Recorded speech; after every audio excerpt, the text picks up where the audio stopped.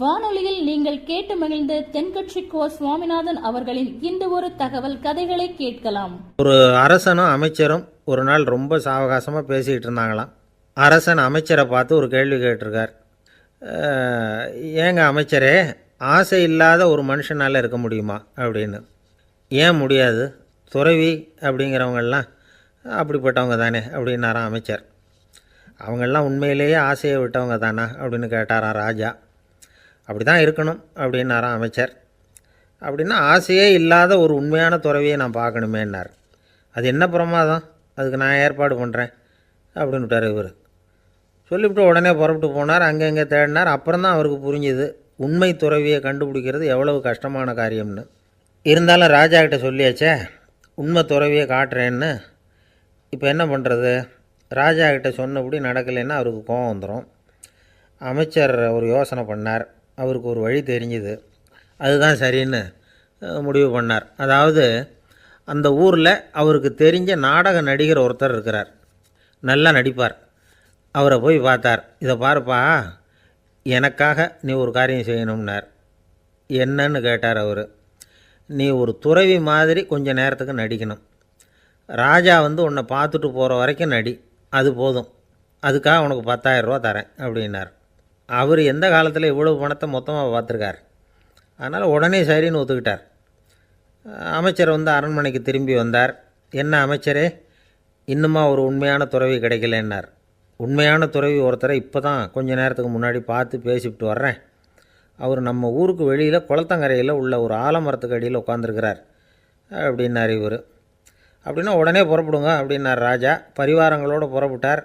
அங்கே அந்த மரத்தடியில் அந்த ஆள் வேஷம் போட்டுக்கிட்டு துறவி மாதிரி உட்காந்துருக்கிறான். ராஜா நேராக போனார். அந்த துறவி காலில் பொத்துன்னு விழுந்து வணங்கினார். உடனே ராணியும் அவர் காலில் விழுந்தாங்க. அடுத்தபடியாக அமைச்சர் விழுந்தார். அவருக்கு தெரியும் இது நம்ம ஆள் தான்னு. இருந்தாலும் என்ன பண்ணுறது, நேரம். அப்புறம் பரிவாரங்கள்லாம் துறவி காலில் விழுந்து ஆசீர்வாதம் வாங்கிட்டாங்க. ராஜா அப்புறமா தங்கத்தட்டில் பொன்னையும் பொருளையும் வச்சு அந்த துறவிக்கிட்ட ரொம்ப பணிவாக நீட்டுறார். தாங்கள் தயவு பண்ணி இதை ஏற்றுக்கணும் அப்படின்னு வேண்டிக்கிட்டார். அந்த துறவி பற்றில்லாமல் அதை பார்த்தார். எல்லாத்தையும் திறந்துவிட்ட எனக்கு இதெல்லாம் எதுக்காக அப்படின்னு சொல்லி அதை மறுத்துட்டாராம். ஆஹா, உண்மையான துறவியை பார்த்துட்டோம் அப்படிங்கிற ஆனந்தம் அரசருக்கு. ரொம்ப நிம்மதியாக திருப்தியாக திரும்பி வந்தார் அரண்மனைக்கு. அதுக்கப்புறம் அமைச்சர் யாருக்கும் தெரியாமல் அந்த துறவிகிட்ட ஓடினார். சொன்ன பிரகாரம் பணத்தை நீட்டினார். இந்தாப்பா, நான் உங்ககிட்ட சொன்னபடி 10,000 ரூபா பணம் எடுத்துக்கோ அப்படின்னார். அந்த ஆள் ராஜா கிட்ட சொன்னது மாதிரியே எல்லாத்தையும் திறந்துவிட்ட எனக்கு இதெல்லாம் எதுக்காக வேணாம் அப்படின்னு விட்டாராம். நடித்த வரைக்கும் போதும்ப்பா, இனிமேல் இந்த நாடக வசனம்லாம் வேணாம், வேஷத்தை கலைச்சிரு, பணத்தை வாங்கிக்கோன்னார். இல்லைங்க, இது வேஷம் இல்லை, இது வசனமும் இல்லை, இது உண்மை. கொஞ்ச நேரம் துறவி மாதிரி நடித்ததுக்கே இந்த தேசத்து ராஜா, ராணி, அமைச்சர், பரிவாரங்கள் எல்லாம் என் காலில் விழுந்து வணங்குறாங்க. அப்படின்னா உண்மையான துறவியாக இருக்கிறது எவ்வளவு பெருமையான விஷயம். நான் உண்மையான துறவியாக ஆக போகிறேன், அப்படி முடிவும் பண்ணிட்டேன் அப்படின்னார் அந்த நடிகர். வேஷம் கூட எப்படிப்பட்ட விளைவுகளை உண்டு பண்ணுது பார்த்தீங்களா. நம்மால் ஒருத்தன் ரொம்ப வசதியாக தான் இருந்தான். ஒரு நாள் அவன் சொத்து பூரா திருட்டு போயிட்டுது. அதுக்கப்புறம் இவன் துறவி மாதிரி ஆகிட்டான். ஊர் ஊராக சுற்றினான். ஒரு குருநாதரை தேடி கண்டுபிடிச்சான். அவர்கிட்ட சீடனாக சேர்ந்துக்கிட்டான். அவனை பார்த்து ஒருத்தர் கேட்டார், நீ உண்மையான சீடன் தானான்னு. இல்லைங்க, சீடன் மாதிரி நடிச்சுக்கிட்டு இருக்கிறேன் அப்படின்னா. அது குரு துரோகம் இல்லையா அப்படின்னு கேட்டார் அவர். இல்லைங்க, நான் பண்ணது குரு துரோகம் இல்லை, என் குரு பண்ணது தான் துரோகம். என்னுடைய பணத்தை கொள்ளையடித்தது இவர் தான். அதை எங்கே வச்சுருக்காருன்னு கண்டுபிடிக்கிறதுக்காக தான் இவர்கிட்ட சீடனாக சேர்ந்துருக்கிறேன் அப்படின்னா. ஒரு ஆள் இருந்தான், நிறைய பணம் சம்பாதிச்சான். ஆனால் செலவு பண்ண மனசு வரல, கருமி. அவன் என்ன பண்ணான், சேர்த்த பணம் பூராவையும் ஒரு மரத்தடியில் புதைச்சி வச்சுருந்தான். வாரத்துக்கு ஒரு தடவை அந்த மரத்தடிக்கு வருவான். புதைச்ச இடத்த ஆவலோடு பார்த்துக்கிட்டு இருப்பான். அதுக்கப்புறம் போயிடுவான். அவ்வளவுதான். ஒரு நாள் ஒரு திருடன் வந்தான். இவன் புதைச்சி வச்சுருந்ததெல்லாம் எடுத்துகிட்டு போட்டான். இது தெரிஞ்சு போச்சு. அந்த கருமி புலம்ப ஆரம்பிச்சிட்டான். இவன் புலம்பலை கேட்டதும் அக்கம் பக்கத்தில் இருந்தவங்கெல்லாம் ஓடி வந்தாங்க. என்ன விஷயம்னு விசாரித்தாங்க. இவன் சொன்னான். ஒரு பெரியவர் கேட்டார், ஏன்ப்பா வாரம் இந்த இடத்த பார்க்குறதாக சொன்னியே, எப்போவாவது இதில் இருக்கிற பணத்தை எடுத்து செலவு பண்ணியிருக்கியா அப்படின்னு கேட்டார். நான் அப்பப்போ அதை பார்க்குறது தான் வழக்கம், அதை தொட்டதே இல்லைன்னு அவன். சரி, அப்படின்னா இப்போவும் நீ அதே மாதிரி வாரம் ஒரு தடவை வந்து இந்த இடத்த பார்த்துட்டு போகலாமே அப்படின்னாராம் அந்த பெரியவர். அதுவும் சரிதானே, எவ்வளவு காலமானாலும் அவன் அந்த பணத்தை எடுத்து செலவு பண்ண போகிறதில்ல. அப்படி இருக்கிறப்ப உள்ளே பணம் இருந்தாலும் ஒன்று தான், இல்லாமல் போனாலும் ஒன்று தான். இதிலேருந்து என்ன புரியுதுன்னா, ஒருத்தர்கிட்ட இருக்கிற பணத்தை கொண்டு அவர் பணக்காரரா ஏழையா அப்படின்னு முடிவு செய்கிறது சரியில்லை. அந்த செல்வத்தை அனுபவிக்கிற திறன், பயன்படுத்துகிற திறன், அதை வச்சு தான் அவர் ஏழையா பணக்காரரா அப்படிங்கிறத நிர்ணயம் பண்ணணும். அதுதான் சரி. செலவு பண்ண தெரியாதவன் சேகரம் பண்ணிகிட்டே இருக்கிறதுனால என்ன பிரயோஜனம்? தலைமுடியே இல்லாதவன் தாராளமாக சீப்புகளை வாங்கி சேகரம் பண்ணுறது மாதிரி தானே இது. சில சமயம் செலவு பண்ண நாம் தயாராக இருந்தால் கூட அந்த செல்வம் நமக்கு பயன்படுறதில்ல. அரேபியாவில் ஒரு நகை வியாபாரி விலை உயர்ந்த முத்துக்களை எல்லாம் அவர் வச்சு வியாபாரம் பண்ணிகிட்டு இருந்தார். அவர் ஒரு சமயம் ஒரு பாலைவனம் வழியாக போயிட்டுருக்கிறார் ஒட்டகத்தில். அப்போது திடீர்னு கடுமையான புயல் வீச ஆரம்பிச்சுட்டுது. திசை தவறி இவர் எங்கேயோ வந்துட்டார். கூட வந்தவங்களையும் காணலை, எங்கே போனாங்களோ தெரியல. இவர் ரொம்ப பயந்து போய் அங்கேயும் எங்கேயுமா அலைஞ்சு திரியிறார். வழியே தெரியல, பசி கடுமையாயிட்டுது. ஒட்டகத்து முதுகில் ஒரு மூட்டை இருந்தது, அதை பிரித்து பார்த்தார். உள்ளே ஏதாவது இருக்கான்னு தேடி பார்க்குறார். அது வரைக்கும் கண்ணில் தட்டுப்படாத அபூர்வமான ஒரு பை கண்ணில் பட்டுது. ஆஹா, அதில் ஏதாவது சாப்பிட்றதுக்கு இருக்கும் அப்படின்னு நினச்சி ஆவலாக அதை பிரித்து பார்க்குறார். அந்த பையில் விலை உயர்ந்த முத்துக்கள் நிறைய இருந்துதான். அப்போ தான் அவர் நினச்சாராம், விலை உயர்ந்த முத்துக்கள் கூட சாப்பிட்றதுக்கு உணவாக முடியாது அப்படிங்கிறத புரிஞ்சுக்கிட்டாராம். எந்த நேரத்தில் எது நமக்கு தேவையோ அது நமக்கு தாராளமாக கிடைக்கணும். அப்படி அது கிடைக்கிறதுக்கு நம்மக்கிட்ட இருக்கிற செல்வம் பயன்படணும். அது நமக்கும் பயன்படலாம், நம்ம மூலமாக அடுத்தவங்களுக்கும் பயன்படலாம். அதுதான் செல்வத்தின் பயன். ஒரு மரத்தடியில் ஒருத்தன் உட்காந்து அழுதுகிட்டு இருந்தான். அந்த பக்கமாக வந்த இன்னொருத்தன் ஏப்பா அழுதுகிட்டு இருக்கிறேன்னு கேட்டான். இந்த இடத்துல தான் பூமிக்கு அடியில் பணம் இருக்குது, புதைச்ச இடம் தெரியல, அதான் அழறேன் அப்படின்னா. நல்லா ஞாபகப்படுத்தி பாரு, எந்த இடத்துல புதைச்ச அப்படின்னு கேட்டான் இவன். அது எப்படி எனக்கு தெரியும், புதைச்சி வச்சிருக்கிறவன் நான் இல்லையே, எங்கள் எதிர்த்த வீட்டுக்காரன் அப்படின்னானா இவன். அந்த ஆள் என்னை கண்ணா புண்ணான்னு திட்டிவிட்டான் சார், அதை நினச்சா எனக்கு ரொம்ப வருத்தமாக இருக்குது அப்படின்னு சொல்லி கவலைப்பட்டார் ஒருத்தர். இதில் கவலைப்படுறதுக்கு என்ன இருக்குது அப்படின்னார் ஒரு பெரியவர். அவர் ஒரு மகான். என்ன சார் இப்படி சொல்கிறீங்க, ஒருத்தர் நம்ம பார்த்து திட்டுனா வருத்தமாக இருக்காதா அப்படின்னார். அது எப்படி வருத்தமாக இருக்கும், திட்டுறதுங்கிறது என்ன, அது வெறும் சத்தம் தானே அப்படின்னார் அந்த பெரியவர். நம்ம ஆளுக்கு தலையை பிச்சுக்கலாம் போல் இருந்தது. இருக்காது அப்படின்னா நமக்கே அப்படி தானே தோணுது.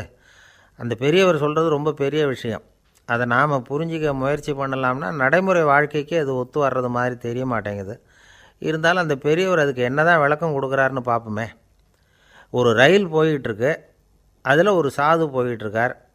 அந்த ரயில் வந்து அவர் ஹரித்வாரம் போயிட்டுருக்கார். அவர் ரயிலில் ஏகப்பட்ட கூட்டம். நம்ம ஊர் ரயில் கேட்க வேணும், டிக்கெட் வாங்கிட்டு கொஞ்சம் பேர், வாங்காத கொஞ்சம் பேர்.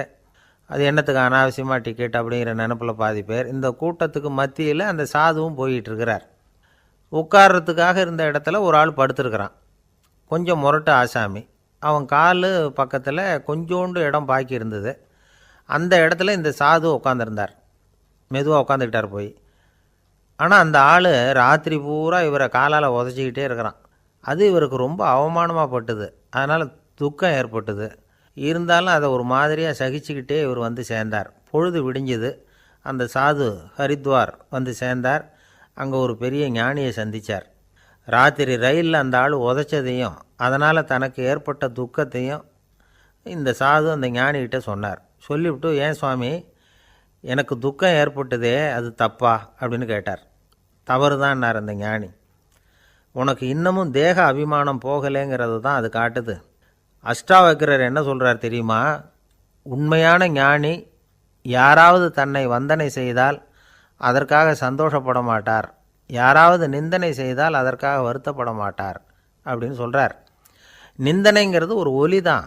தேகாபிமானம் இருக்கிற வரைக்கும் இந்த ஒலி நம்மளை வந்து வேதனைப்படுத்தும். நான் தேகம் இல்லை, ஆத்மா அப்படிங்கிற நினைவு இருந்தால் இந்த ஒலி நம்மளை பாதிக்காது. மனு என்ன சொல்கிறார் தெரியுமா, ஒரு சாதகன் பாராட்டுதலை விஷம்னு நினச்சி பயப்படணும், அவமானத்தை அமிர்தம்னு நினச்சி சந்தோஷப்படணுங்கிறார். அவமானப்பட்டால் கவலைப்படாமல் எப்படி இருக்க முடியும் அப்படின்னு தான் நமக்கு தோணும். அதனால தான் நம்மளில் யாரும் இதுக்கு உதாரணமாக யாரையும் காட்ட முடியல. புத்தரையும் கபீரையும் உதாரணமாக காட்டுறாங்க. அவங்களுக்கெல்லாம் அவமானம் ஏற்பட்டப்போ கவலையே படலையாம். புத்தரை அவமானப்படுத்தணுங்கிறதுக்காக கௌசாம்பி ராணி ஒரு இளம் பெண்ணை கொலை பண்ணி சடலத்தை புத்தர் குடிசைக்கு முன்னாடி போட சொன்னார். போட்டாங்க. புத்தர் தான் அந்த பொண்ணை கெடுத்து கொலை பண்ணிவிட்டாருன்னு எல்லோரும் நினச்சாங்க. ஆனால் புத்தர் இதை பற்றி கவலையே படலை. அப்புறமா உண்மை தெரிஞ்சதும் புத்தர் புகழ் இன்னும் அதிகமாகிட்டுது.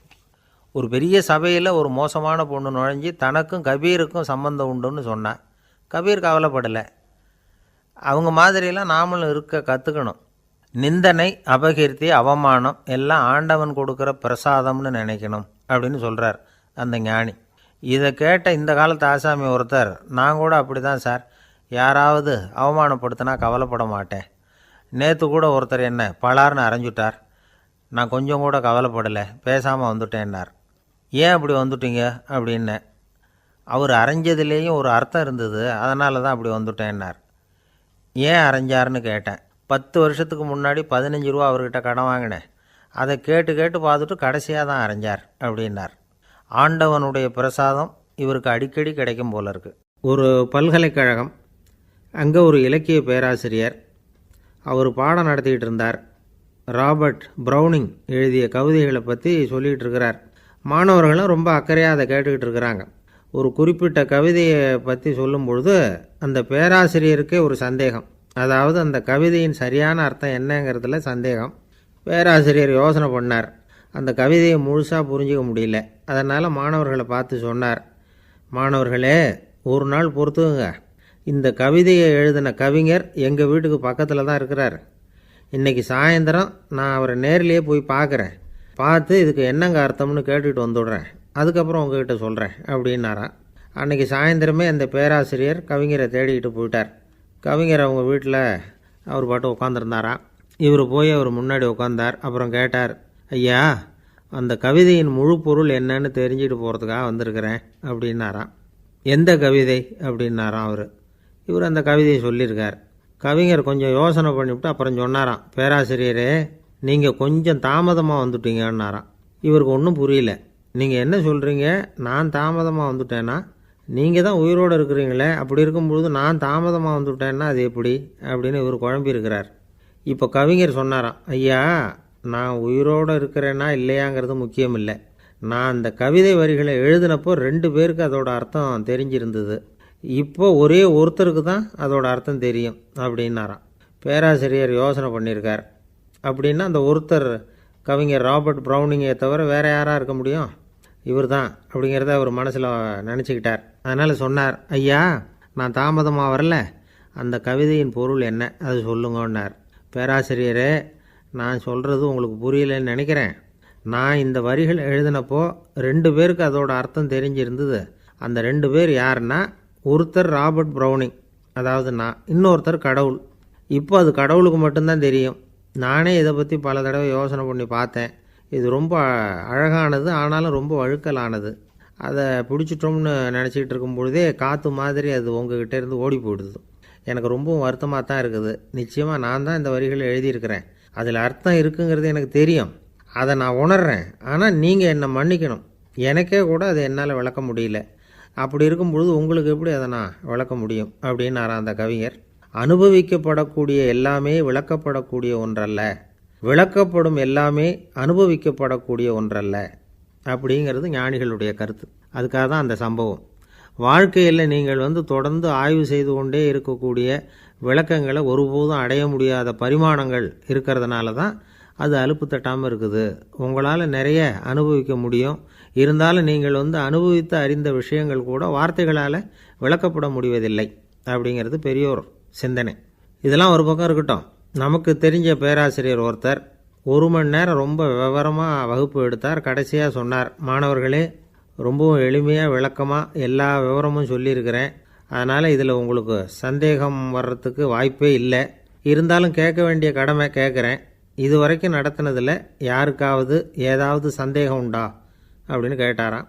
எனக்கு ஒரே ஒரு சந்தேகம்தான் சார் அப்படின்னு எழுந்திரிச்சு நிற்கிறான் ஒருத்தன். என்னன்னு கேட்டாராம். இது வரைக்கும் நீங்கள் என்ன பாடம் சார் நடத்துனீங்க அப்படின்னானா அவன். அம்மாக்காரங்களுக்கு அடிக்கடி ஏற்படுற கவலை ஒன்று உண்டு. அதாவது குழந்தை சரியாக சாப்பிட மாட்டேங்குதே அப்படிங்கிற கவலை.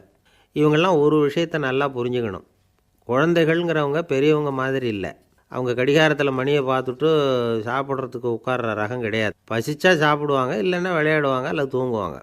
அது புரியாமல் அவங்கள கட்டாயப்படுத்தி அல்லது மிரட்டி சாப்பிட வைக்கிறது ரொம்ப தப்பு. ஒரு 8 மாத குழந்தைக்கு 3 மணி நேரத்துக்கு ஒரு தடவை பசிக்கும். அந்த நேரம் பார்த்து சாப்பாடு கொடுத்தா அடம் பண்ணாமல் அது பாட்டுக்கு சாப்பிட்றோம். அதே குழந்தைக்கு 1 வயசு ஆகிறப்போ 4 மணி நேரத்துக்கு ஒரு தடவை பசிக்கும். இந்த வயசில் இயற்கையாகவே பசி குறைஞ்சிருக்கும். அது புரியாமல் என் குழந்தை முன்னாடி மாதிரி இப்போ சரியாக சாப்பிட மாட்டேங்கிறான் அப்படின்னு சில பேர் டாக்டர்கிட்ட போய் சொல்லிக்கிட்டு இருப்பாங்க. இன்னொரு விஷயம், ஒரு குழந்தைக்கு வயசு அதிகமாகிற வேகத்துக்கு உடம்பு எடையும் அதிகமாகிக்கிட்டே போகாது. உடம்பு எடை அதிகமாகிற வேகம் குறைஞ்சிக்கிட்டே வரும். 6 மாத குழந்தைக்கு ஒரு வாரத்தில் 150 கிராம் எடை கூடும். ஒரு வயசில் வாரத்துக்கு 71 கிராம் எடை கூடும். இது புரியாமல் அதிகமாக சாப்பாட்டை கொடுத்து குழந்தைய கஷ்டப்படுத்தக்கூடாது. ஏன்னா அளவுக்கு மீறின உணவு அஜீரணத்தை உண்டு பண்ணிவிடும். குழந்தைக்கு ஒரு தட்டில் கொஞ்சமாக ஆகாரத்தை வச்சு கொண்டுகிட்டு போய் கொடுக்கணும். மலை மாதிரி குவிச்சு வச்சா அதை பார்த்ததுமே பசி அடங்கி போயிடும். அடித்து மிரட்டி பயமுறுத்தி குழந்தைய சாப்பிட வைக்கிற பழக்கம் இருக்குது பாருங்கள். அதுக்கு ஃபுட் ஃபோர்ஸிங் அப்படின்னு பேர். இப்படி பண்ணினா குழந்தைக்கு சாப்பாட்டில் விருப்பம் குறைஞ்சிரும். அதை கண்டாவே வெறுக்க ஆரம்பிச்சிடும். அது மாதிரி உளம் சார்ந்த பசி குறைவு, சைக்கோஜெனிக் அனோரெக்சியா, அது ஏற்படுமா. சாப்பாடுங்கிறதே ஒரு தண்டனை மாதிரி தோணும். குழந்தைகளுக்கு பிடிச்ச மாதிரியான ஆகாரத்தை கொடுக்கணும். சத்து அதிகம் இருக்குங்கிறதுக்காக அதுக்கு பிடிக்காத ஆகாரத்தை கொடுத்து கட்டாயப்படுத்தக்கூடாது. குழந்தைகளுக்கு 2 வயசு ஆகிறப்போ இயற்கையாகவே எதிர்மறை குணம் உண்டாகும். அதாவது அந்த எதிர்மறையாக பேசுகிறது. இது மாதிரி சமயங்களில் நாம் என்ன சொல்கிறோமோ அதுக்கு நேர்மாறாக நடந்துக்கும். ஏட்டிக்கு போட்டி. சாப்பிட சொன்னால் விளையாட போகும், விளையாட சொன்னால் சாப்பாடு கேட்கும். இதை புரிஞ்சுக்கிட்டு நடந்துக்கணும். குழந்தை சொன்ன பேச்சை கேட்கலேன்னு கோவப்படக்கூடாது. குழந்தை வளர வளர பிடிவாத குணம் வர்றது சகஜம். கேட்டதை வாங்கி கொடுத்தா தான் சாப்பிடுவேன் அப்படின்னு பிடிவாதம் பண்ணும். வாங்கி கொடுத்து விட்றது தான் உத்தமம். நீங்களும் அதுக்கிட்ட பிடிவாதம் பண்ணிகிட்டு இருக்கக்கூடாது. ஏன்னா கேட்டது கிடைக்கலையேங்கிற ஏமாற்றம் கூட குழந்தையோட பசியை குறைச்சிரும். கேட்டது கிடைச்சிட்டா பசி அதிகமாகும். கொடுத்ததை மலமலன்னு சாப்பிட்றோம். குழந்தைகளுக்கு கண்ட நேரத்தில் சாப்பிட்றதுக்கு எதையாவது வாங்கி கொடுத்துக்கிட்டு இருந்தால் சாப்பாட்டு நேரத்தில் சாப்பிடாமல் அடம் பண்ண ஆரம்பிச்சிடும். பள்ளிக்கூடம் போகிற பிள்ளைங்க காலை உணவை சரியாக சாப்பிட மாட்டாங்க. அச்சம், அவசரம், பரபரப்பு இதெல்லாம் தான் காரணம். பள்ளிக்கு புறப்படுறதுக்கு ஒரு 3/4 மணி நேரத்துக்கு முன்னாடியே சாப்பாடு போட்டுருங்க, அது சரியாக போடும். படிக்கிற குழந்தைகள் உடல் சோர்வு, மனச்சோர்வு இது காரணமாக கூட சாப்பிட மறுக்கிறது உண்டு. இப்போ உதாரணமாக சாயந்தரம் விளையாடி விட்டு வீட்டுக்கு வந்ததும் சாப்பிட சொன்னால் வேணாம்பாங்க. இது உடல் சோர்வு. ரொம்ப நேரம் வீட்டு பாடங்களை செஞ்சு முடித்த கையோடு சாப்பிட சொன்னாலும் அவங்களால சரியாக சாப்பிட முடியாது. இது உளச்சோர்வு, அதாவது மனச்சோர்வு. இதை தவிர குழந்தைகளுக்கு உடல்நல குறைவு ஏற்பட்டால் கூட சாப்பிட மறுக்கிறது உண்டு. சில மருந்து மாத்திரைகள் கூட பசியை குறைச்சிரும். அதனால் சரியாக தெரிஞ்சுக்கிட்டு குழந்தைகளை சாப்பிட வைக்கணும். அது புரியாமல் கையில் சாப்பாட்டு தட்டை வச்சுக்கிட்டு குழந்தைகளை விரட்டிக்கிட்டு அலையக்கூடாது. ஒரு சின்ன பையன் சொன்னான், எங்கள் அம்மா சாப்பாடு போடுறது தெரிஞ்சால் நான் உடனே வீட்டை விட்டு வெளியில் ஓடி போடுவேன் அப்படின்னா. ஏன் அப்படி பண்ணுறேன்னு கேட்டோம். எங்கள் அப்பா கூட அது மாதிரி தான் சார் பண்ணுவார் அப்படிங்கிறான். பந்திக்கு முந்தர ஆசாமிகள் நம்மளில் பல பேர் உண்டு. அப்படி முந்தறதுக்கு கூட முயற்சி பண்ணுறவங்க நிறைய பேர் இருக்கிறாங்க. இதில் என்ன ஒரு விஷயம்னா, பந்திக்கு முந்துறது கூட தப்பு இல்லை. ஆனால் அப்படி ஒரு விருந்தில் ஆளாக போய் உட்காந்து சாப்பிட்டா கூட வெளியில் வர்றப்ப என்ன பெரிய விருந்து வச்சுட்டான், சாம்பாரில் உப்பு இல்லை, ரசத்தில் காரம் இல்லை அப்படின்னு குறை சொல்லிகிட்டே வர்றது இருக்குது பாருங்கள். அது சரியில்லை, நாகரிகமும் இல்லை. கல்யாண பத்திரிகையில் என்ன போட்டிருக்குது, என் பொண்ணுக்கும் இன்னார் பையனுக்கும் கல்யாணம், எல்லாரும் குடும்பத்தோடு வந்திருந்து மணமக்களை ஆசீர்வதிக்கணும், இப்படி தானே போட்டிருக்கோம். குடும்பத்தோடு விருந்து சாப்பிட்டு சாப்பாடு எப்படி இருக்குன்னு அபிப்பிராயம் சொல்லிவிட்டு போங்க அப்படின்னா போட்டிருக்கு கல்யாண பத்திரிகையில். ஒருத்தர் வீட்டு விசேஷத்துக்கு போயிருக்கோம்னா எவ்வளவோ அசௌகரியங்கள் நமக்கு ஏற்படலாம். ஏராளமான கூட்டம் வந்திருக்கும். எல்லாரையும் அவங்க தனித்தனியாக கவனிச்சிக்கிட்டு இருக்க முடியாது. நாம் தான் அனுசரித்து நடந்துக்கணும். நாமளாக போய் வாழ்த்த வேண்டியவங்களை வாழ்த்தி விட்டு சேரணும். அதை விட்டுட்டு பத்திரிக்கை கொடுத்தானேன்னு போனேன், கவனிப்பே சரியில்லை அப்படின்னு புலம்பிக்கிட்டு இருக்கக்கூடாது. ஒரு விருந்துக்கு போனால் அங்கே எப்படி நடந்துக்கணும் அப்படிங்கிறத பற்றி கூட அனுபவசாலிகள் சில விவரங்கள்லாம் சொல்லியிருக்கிறாங்க. இந்த காலத்தில் கல்யாணம், பிறந்த நாள், அது இதுன்னு நிறைய விருந்துகள் நடக்குது. அதெல்லாம் எதுக்காக? மனித உறவுகளை வளர்த்துக்கிறதுக்காக தான், வேறு எதுக்கு? ஒரு விருந்துக்கு போனால் அமைதியாக பொறுமையாக போய் உட்காரணும். அடித்து பிடிச்சிக்கிட்டு இடத்த பிடிக்க போகிறேன் அப்படின்னு நிற்கக்கூடாது. முதல் பந்தி நடந்துக்கிட்டு இருந்தால் அது முடிஞ்சு இலை எடுத்து சுத்தம் பண்ணதுக்கு அப்புறம் போய் உட்கார்றது தான் நாகரீகம்.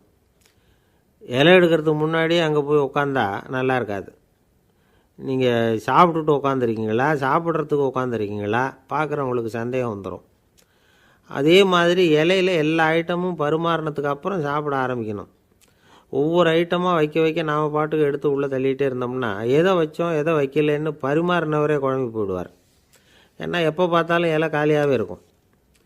சாப்பிட்றப்போ உங்கள் சாப்பாட்டையே நீங்கள் கவனிக்கணும். அடுத்தவங்க இலையில் என்ன இருக்குது, பக்கத்தில் இருக்கிறவர் எதை அதிகமாக சாப்பிட்றார், இதெல்லாம் நமக்கு என்னத்துக்கு? எல்லோரும் சாப்பிட்டு முடிக்கிற வரைக்கும் பொறுமையாக இருக்கிறது தான் நல்லது. நீங்கள் மட்டும் திடீர்னு பாதியில் எழுந்திரிச்சு பக்கத்தில் இருக்கிறவங்களுக்கு சங்கடமாக இருக்குமேங்கிறதெல்லாம் யோசிக்காமல் நீங்கள் பாட்டு எழுந்திரிச்சு போகக்கூடாது. பக்கத்தில் உள்ளவங்க உங்களை எழுந்திரிக்க சொன்னால் எழுந்திரிச்சு போகலாம். விருந்துகளில் சாப்பாட்டை வீணாக்கிறதே ஒரு நாகரிகமாக போட்டுது இந்த காலத்தில். சாப்பாட்டுக்கே கஷ்டப்பட்டுக்கிட்டு பல பேர் இந்த உலகத்தில் இருக்கிறப்போ சாப்பாட்டை வீணாக்கிறது எவ்வளோ பெரிய மோசங்கிறத நினச்சி பார்க்கணும். வேணுங்கிற அளவுக்கு கேட்டு வாங்கி சாப்பிட்றது தான் முறை. விருந்தில் இந்த பஃபே அப்படின்னு சொல்லி ஒரு முறை சொல்கிறாங்கல்ல, அதாவது உணவு வகைகளையெல்லாம் பொதுவாக ஒரு இடத்துல வச்சுடுறது, நமக்கு தேவையானதை நாமே எடுத்து ஒரு தட்டில் போட்டுக்கிட்டு சாப்பிட வேண்டியது. இதில் கூட சில பேர் தேவைக்கு அதிகமாக எடுத்து போட்டுக்கிட்டு வீணாக்குறாங்க. சில சமயம் கடைசியாக சாப்பிட போகிறவங்களுக்கு எல்லா ஐட்டமும் கிடைக்காம போகலாம். அதை போய் பெருசு பண்ணிகிட்டு இருக்கக்கூடாது. என்ன சார் இந்த அளவுக்கு கூடவா நாகரிகம் தெரியாமல் இருக்கிறோம், இதை போய் பெருசாக சொல்ல வந்துட்டீங்களே அப்படின்னு நினைக்கலாம். ஒருத்தர் 2 பேருக்கு இந்த விவரம் தேவைப்படலாம். அவங்க காதலையும் இது விழட்டுமேங்கிறதுக்காக தான் இது. ஒரு பெரிய கல்யாண விருந்து நடந்துக்கிட்டு இருந்தது. விருந்து மண்டபத்து வாசலில் ஒருத்தர் நின்றுக்கிட்டு வர்றவங்களையெல்லாம் ரொம்ப மரியாதையாக வணங்கி உள்ளே அனுப்பி வச்சுக்கிட்டு இருந்தார். எப்படி தெரியுமா? வர்றவங்க கையெல்லாம் பிடிச்சி முத்தம் கொடுத்து அதுக்கப்புறம் உள்ளே அனுப்பி வச்சுக்கிட்டு இருந்தாராம். கூட்டம்லாம் முடிஞ்சதுக்கப்புறம் அவர்கிட்ட போய் கேட்டிருக்கிறாங்க, சார் நானும் எவ்வளவோ விருந்துகளுக்கு போயிருக்கிறேன், இருந்தாலும் இவ்வளவு மரியாதையாக வர்றவங்க கைக்கெல்லாம் முத்தம் கொடுத்து வரவேற்கிறத இங்கே தான் பார்க்குறேன் அப்படின்னு சொன்னாங்க. அதுக்கு அவர் சொன்னார், அட போங்க சார், நான் முத்தம் கொடுக்கல, முந்தின பந்திக்கு சாப்பிட்டவங்களே அடுத்த பந்திக்கும் வர்றாங்களான்னு மோந்து பார்த்து அனுப்பி வச்சுக்கிட்டு இருந்தேன் அப்படின்னார். ஒருத்தர் மனசில் நிம்மதி இல்லாமல் உட்காந்துருந்தார். என்ன சார் விஷயம் அப்படின்னு விசாரித்தேன். அகலக்கால் வச்சுட்டேன், அதுதான் அவதிப்படுறேன்னார். விவரமாக சொல்லுங்கன்னு. வீடு கட்டணும்னு ஆரம்பித்தேன், வேலை பாதியிலேயே நிற்கிது, கையில் பணம் இல்லை அப்படின்னார். இது மாதிரி ஆசாமிகள் பல பேரை நீங்கள் பார்த்துருக்கலாம். இவங்கெல்லாம் சுலபமாக மன அழுத்தத்துக்கு ஆளாயிடுறாங்க. மன உளைச்சல், அதாவது ஸ்ட்ரெஸ் அப்படின்னு சொல்கிறோமே, அதுக்கு அடிப்படையான சில காரணங்கள் உண்டு. அதாவது மிகையாக திட்டமிடுதல் அப்படிங்கிறதும் ஒரு முக்கியமான காரணம். நடைமுறை சாத்தியம் என்னங்கிறத மனசில் வச்சுக்கிட்டு எந்த திட்டத்தையும் தீட்டணும், அப்போ தான் அது சரியாக வரும். 2வது காரணம் என்ன தெரியுமா? ஒரே நேரத்தில் பல்வேறு செயல்களில் ஈடுபடுறது. தொலைபேசியில் பேசிக்கிட்டே கையில் இருக்கிற கடிதத்தை படிச்சுக்கிட்டே எதிரில் உட்காந்துக்கிட்டு இருக்கிறவருக்கும் அப்பப்போ பதில் சொல்லிக்கிட்டு மனசில் பல்வேறு சிந்தனைகளை அப்படியே ஓட விட்டுக்கிட்டு இருக்கிறது, இதுவும் மன அழுத்தத்தை உண்டாக்குது. 3வது காரணம், எதிலேயும் வெற்றி மட்டும் எதிர்பார்க்குற ஒருதலைப்பட்சமான ஆர்வம். நாம் தொட்டதெல்லாம் வெற்றியாகவே முடியணும் அப்படின்னு எதிர்பார்க்குறவங்க ஏதாவது ஒன்றில் தோல்வியை கண்டால் தோண்டு போயிடுறாங்க. எப்படியும் முடியலாம்ங்கிற எண்ணம் ஏற்கனவே நமக்குள்ளே இருந்துட்டுதுன்னா அந்த அவஸ்தை வராது. அதனால் அதுவும் நம்ம வளர்த்து கொள்ள வேண்டிய ஒரு குணம். மன உளைச்சல் ஏற்படுறதுக்கு இன்னொரு காரணம், எதையும் வேகமாக செஞ்சுடணும் அப்படிங்கிற துடிப்பு. அந்த துடிப்பே மனசை அழுத்த ஆரம்பிச்சிடும். எந்த ஒரு காரியத்திலையும் தாமதமோ இடையூறோ ஏற்பட்டால் அதை பொறுத்துக்கிற மனப்போக்கம் வேணும். அது இல்லாதவங்க அழுத்தத்துக்கு ஆளாயிடுறாங்க. சில பேர் வேலைன்னு எந்த நேரம் பார்த்தாலும் வேலையே கதின்னு கிடப்பாங்க. பொழுதுபோக்குக்கோ உடற்பயிற்சிக்கோ குடும்பத்தில் உள்ளவங்க அல்லது நண்பர்கள் கூட கலந்துரையாடவோ கொஞ்சம் கூட நேரம் ஒதுக்க மாட்டாங்க. இந்த சுபாவம் மன அழுத்தத்தை உண்டு பண்ணும். இதையெல்லாம் புரிஞ்சுக்கிட்டு அதிலிருந்து விடுபடுறது எப்படின்னு யோசிக்கணும். வல்லுநர்கள் இது தொடர்பாக சில யோசனைகளை சொல்லி வச்சுருக்கிறாங்க. அது என்னென்னா, வாழ்க்கைங்கிறது பிரச்சனைகளால் பின்னப்பட்ட ஒன்று.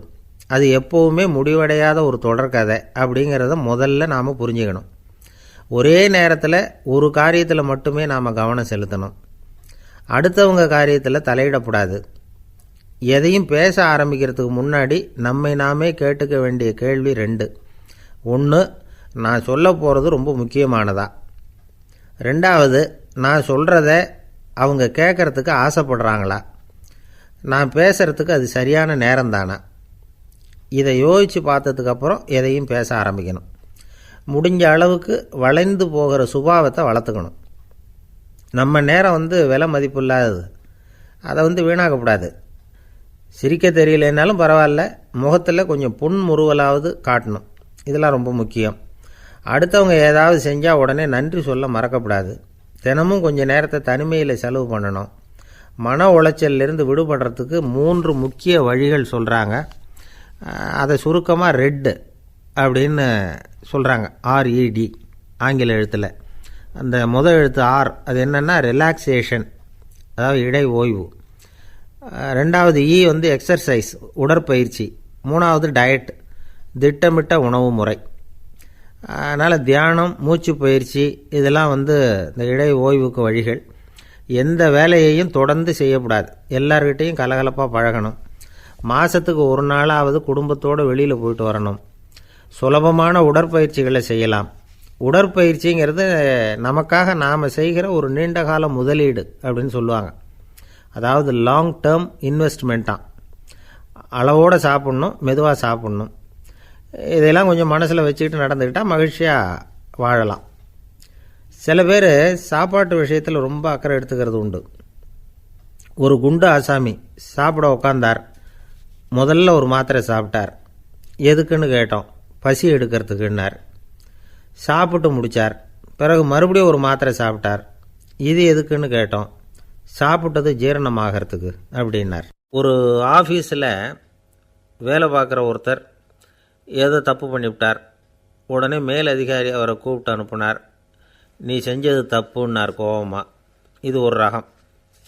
சில அதிகாரிகள் இப்படி நீங்கள் செஞ்சது தப்புன்னு சொல்கிறதில்ல, நீங்கள் செஞ்சது சரி அப்படின்னு சொல்கிறதில்ல.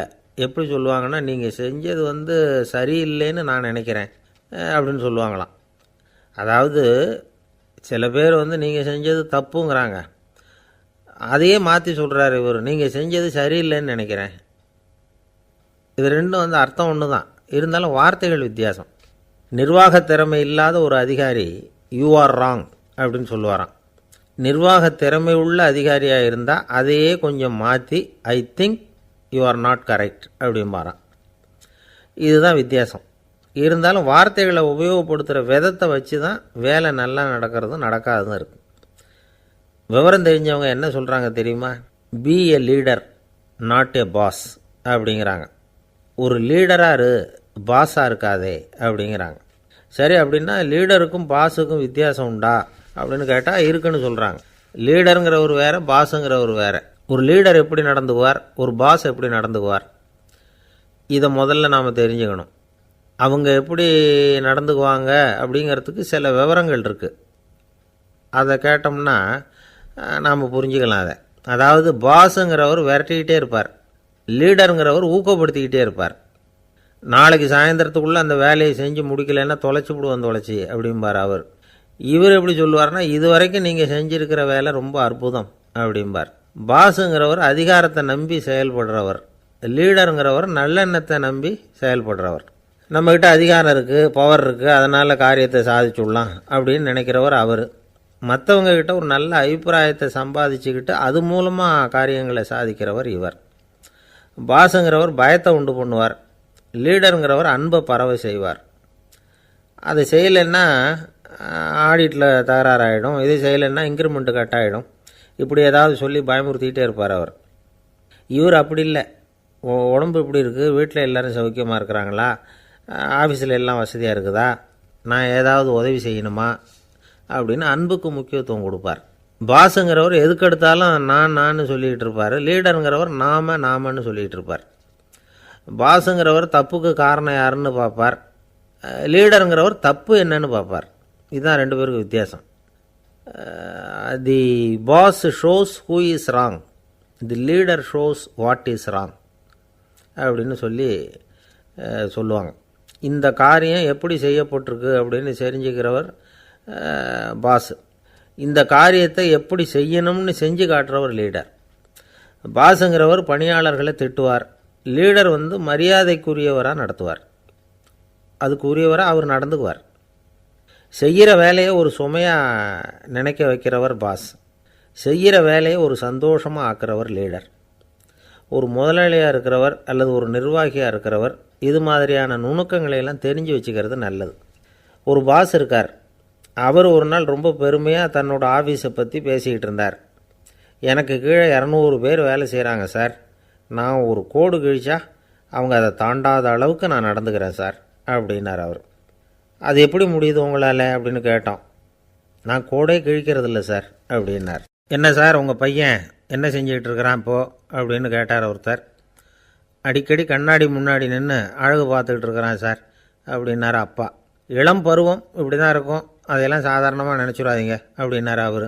என்ன சார் சொல்கிறீங்க, கண்ணாடி முன்னாடி நின்றுக்கிட்டு நேரத்தை வீணாக்கிக்கிட்டு இருக்கான், அதை ஒரு பெரிய விஷயமாக நான் நினைக்கணுமா அப்படின்னார் இவர்.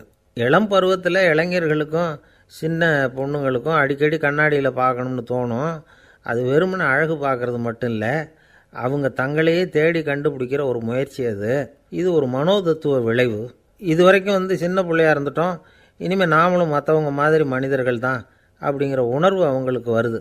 தங்களோட முகம் எப்படி இருக்குது, அழகு எப்படி இருக்குது, உடம்பு நேரம் எப்படி இருக்குது, முடி எப்படி இருக்குது அப்படிங்கிறதையெல்லாம் கண்டுபிடிக்கிறாங்க. அதுக்கப்புறம் இன்னொரு ஆணோ பொண்ணோ தன்னை கவனிக்கணும் அப்படின்னு நினைக்கிறாங்க.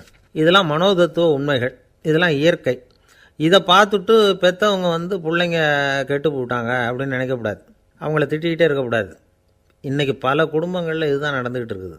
மனுஷ வாழ்க்கையிலேயே இப்படியும் இல்லாத அப்படியும் இல்லாத ஒரு பருவம் இளம் பருவம். 13லேருந்து 19 வயசுக்கு உட்பட்ட ஆண்கள் பெண்கள் இந்த வகையை சேர்ந்தவங்க, டீனேஜ் குரூப். இவங்களை சின்னவங்கன்னு நினச்சிட முடியாது, பெரியவங்கன்னு நினச்சிட முடியாது. இவங்க ரொம்ப சென்சிட்டிவ்.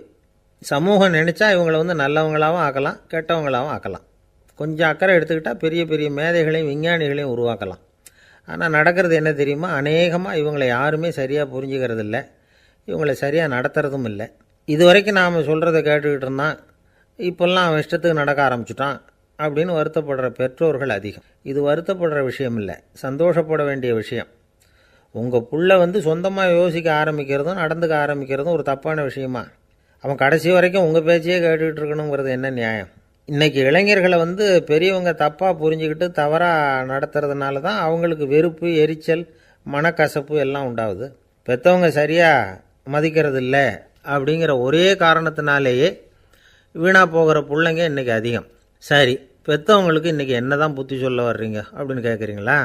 நாம் எதையும் சொல்ல வரல, ஆனால் அது சம்பந்தமான சில நிபுணர்கள் சொல்லியிருக்கிறத உங்கள் காதில் போட்டு வைக்கலாம். அது என்னென்னா, பிள்ளைங்க கிட்ட அன்பு செலுத்துங்க. குழந்தையாக இருந்தப்போ எவ்வளவு பாசமாக இருந்தீங்க, வளர வளர அதை ஏன் குறைச்சிக்கிறீங்க?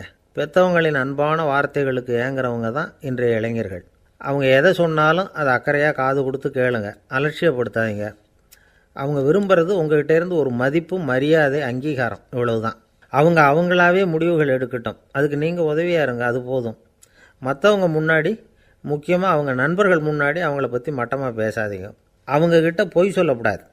நீங்கள் சொன்னது பொய்ன்னு தெரிஞ்சு போச்சுன்னா உங்கள் பேரில் அவங்களுக்கு இருக்கிற மதிப்பு போயிடும், நம்பிக்கை போயிடும். அவங்களுக்கு முன்னாடி நீங்கள் சண்டை போடக்கூடாது. உங்கள் பிள்ளைய எப்பவும் இன்னொரு பிள்ளையோட ஒப்பிட்டு பேசுகிற வேலையே வேணாம். கூட பிறந்த மற்றவங்களோட கூட ஒப்பிடக்கூடாது. இப்படி செஞ்சால் அவன் உங்ககிட்டையும் பிரியமாக இருக்க மாட்டான், அவங்ககிட்டையும் பிரியமாக இருக்க மாட்டான். புள்ள எங்கே போகிறான், என்ன பண்ணுறான் அப்படின்னுலாம் துப்பறிஞ்சிக்கிட்டு இருக்கக்கூடாது. இளைஞர்கள் தனிமையை விரும்புகிறவங்க. அவங்கள பெட்டியில் வச்சு மூடி பாதுகாக்கணும்னு நினைக்கக்கூடாது. அவங்கள எப்படி பாதுகாக்கிறது அப்படிங்கிறது அவங்களுக்கே தெரியும்.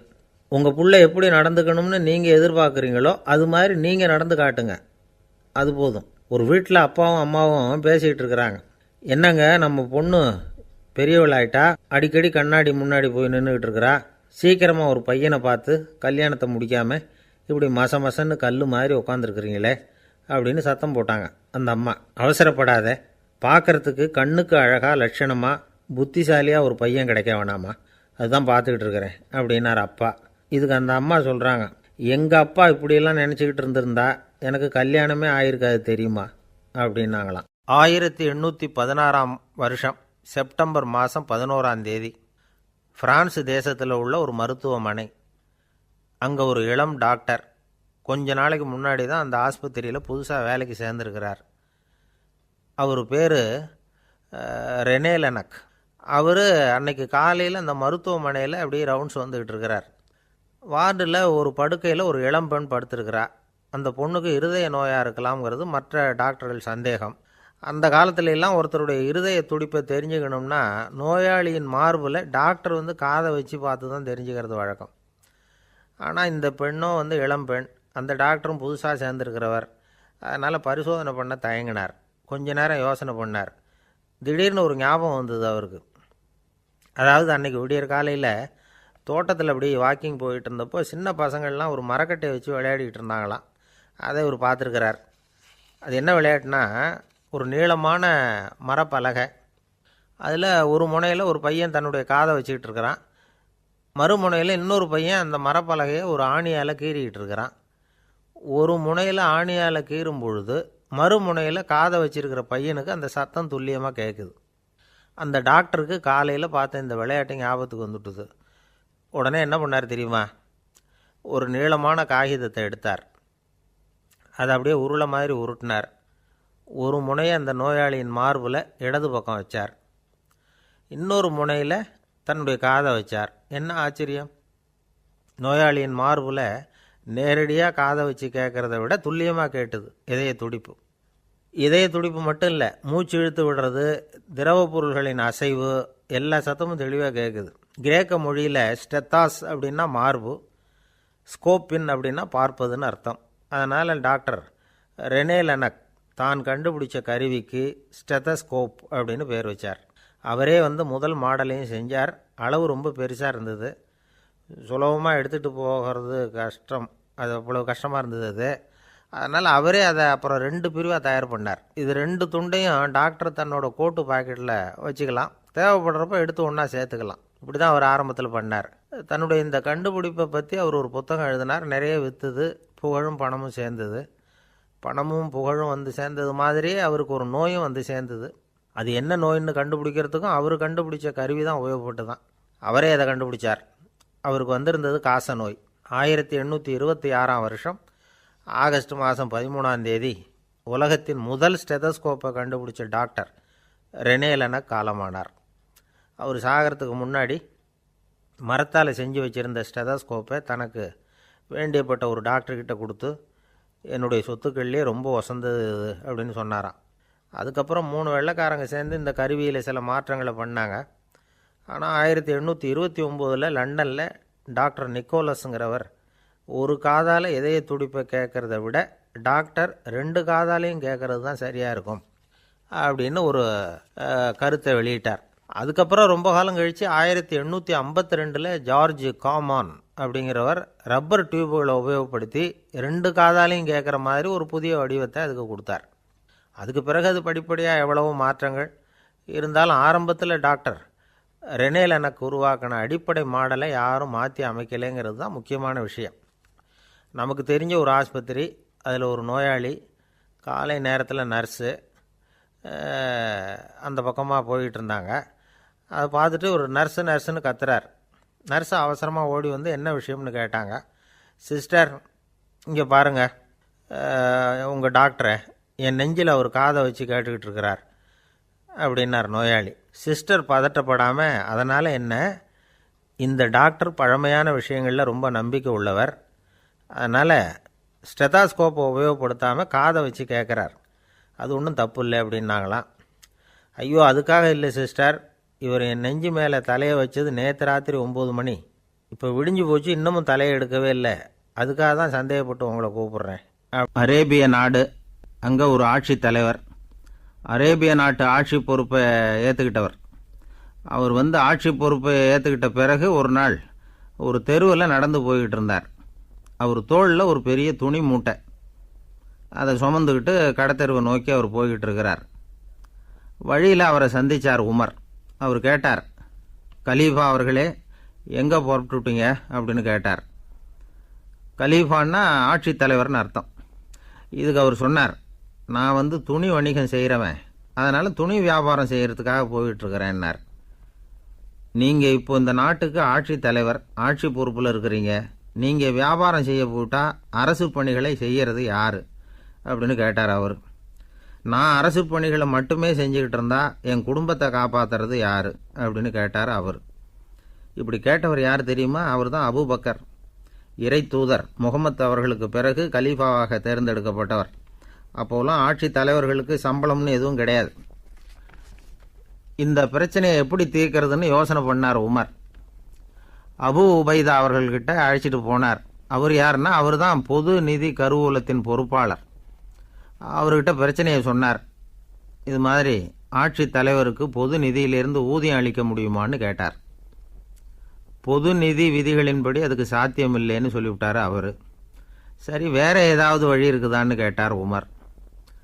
அபு உபைதா கொஞ்சம் யோசனை பண்ணி பார்த்தார். அப்புறமா சொன்னார், மக்காவிலிருந்து மதீனாவுக்கு குடிபெயர்ந்து வந்த அகதிகளுக்கு நிதி உதவி அளிக்கிறதுக்கு விதிகளில் இடம் இருக்கு. அப்படி பார்த்தா அபூபக்கரும் அகதி தானே, அதனால எல்லா அகதிகளுக்கும் கொடுக்கறது மாதிரியே அவருக்கும் ஒரு தொகை அளிக்கலாம்னார். கலீஃபா அபூபக்கருக்கு இந்த அகதி உதவி தொகையைத்தான் கொடுத்துட்டு வந்தாங்களாம். குடும்ப செலவுக்கு அது போதுமானதா இல்லை. இருந்தாலும் கலீஃபாங்கிறதுக்காக மற்ற அகதிகளை விட அதிகமாக தொகையை பெற அவர் விரும்பலை. மார்பு பக்கம் கிழிஞ்சிருந்த ஒரு மேலாடையை தான் அவர் அணிஞ்சிருந்தார். அவருடைய துணைவியார் அஸ்மா, அவங்க ஒரு நாள் தேன் அருந்து ஆசையாக இருக்குன்னாங்களாம். நமக்கு கிடைக்கிற ஊதியம் குடும்ப செலவுக்கே போதுமானதா இல்லையே, இந்த நிலையில் தேன் வாங்கிறதுக்கு காசுக்கு நான் எங்கே போவேன்ருக்கார் அவர். கொஞ்ச நாள் கழித்து அவங்க ஒரு தொகையை அவர்கிட்ட கொடுத்து தேன் வாங்கிட்டு வர சொன்னாங்களாம். இவருக்கு ஆச்சரியம், ஏது இந்த பணம்னு கேட்டிருக்காரு. நீங்கள் தினமும் குடும்ப செலவுக்காக கொடுத்துக்கிட்டு வந்த பணத்தில் கொஞ்சம் கொஞ்சமாக மிச்சப்படுத்தி வச்சேன்னாங்களாம். அபூபக்கர் அந்த பணத்தை எடுத்துக்கிட்டு நேராக பொது நிதி கருவூல பொறுப்பாளர்கிட்ட போனார். இந்த பணத்தை பொது நிதியில் சேர்த்துருங்க, இது அதிகப்படியாக எனக்கு தரப்பட்டு வந்த ஊதியம், அடுத்த மாதத்திலேருந்து இந்த தொகையை குறைச்சிங்கன்னு வேற சொல்லிவிட்டாராம். பசியை தணிக்க தேவையான அளவு உணவு, ஒரு ஜோடி உடை, இதை தவிர கூடுதலாக மக்கள் பொது நிதியிலிருந்து வாங்கிக்கிறதுக்கு என் குடும்பத்தாருக்கு உரிமை இல்லை அப்படின்னு சொல்லி கண்டிப்பாக சொல்லிவிட்டாராம். அவர் வாங்கிட்டு வந்த அந்த குறைந்த ஊதியம் கூட அவர் மனசை உறுத்திக்கிட்டே இருந்தது. கடைசி நேரம் அவர் தம்முடைய மகள் ஆயிஷா அவர்களை அழைச்சார். மகளே, இதுவரைக்கும் பொது நிதியிலிருந்து நான் வாங்கிட்டு வந்த தொகை என்னுடைய இதயத்தில் பாரமாக அழுத்திக்கிட்டு இருக்கு. என் தோட்டத்தை விற்று அதில் வர்ற பணத்திலேருந்து நான் இதுவரைக்கும் வாங்கிட்டு வந்த ஊதிய தொகையை கணக்கு போட்டு பொது நிதியில் சேர்த்து விடு அப்படின்னாராம். பதவி ஏற்கிறதுக்கு முன்னாடி தன்கிட்ட இருந்ததை விட இப்போ கூடுதலாக என்ன சொத்து இருக்குன்னு பார்த்துருக்கார்.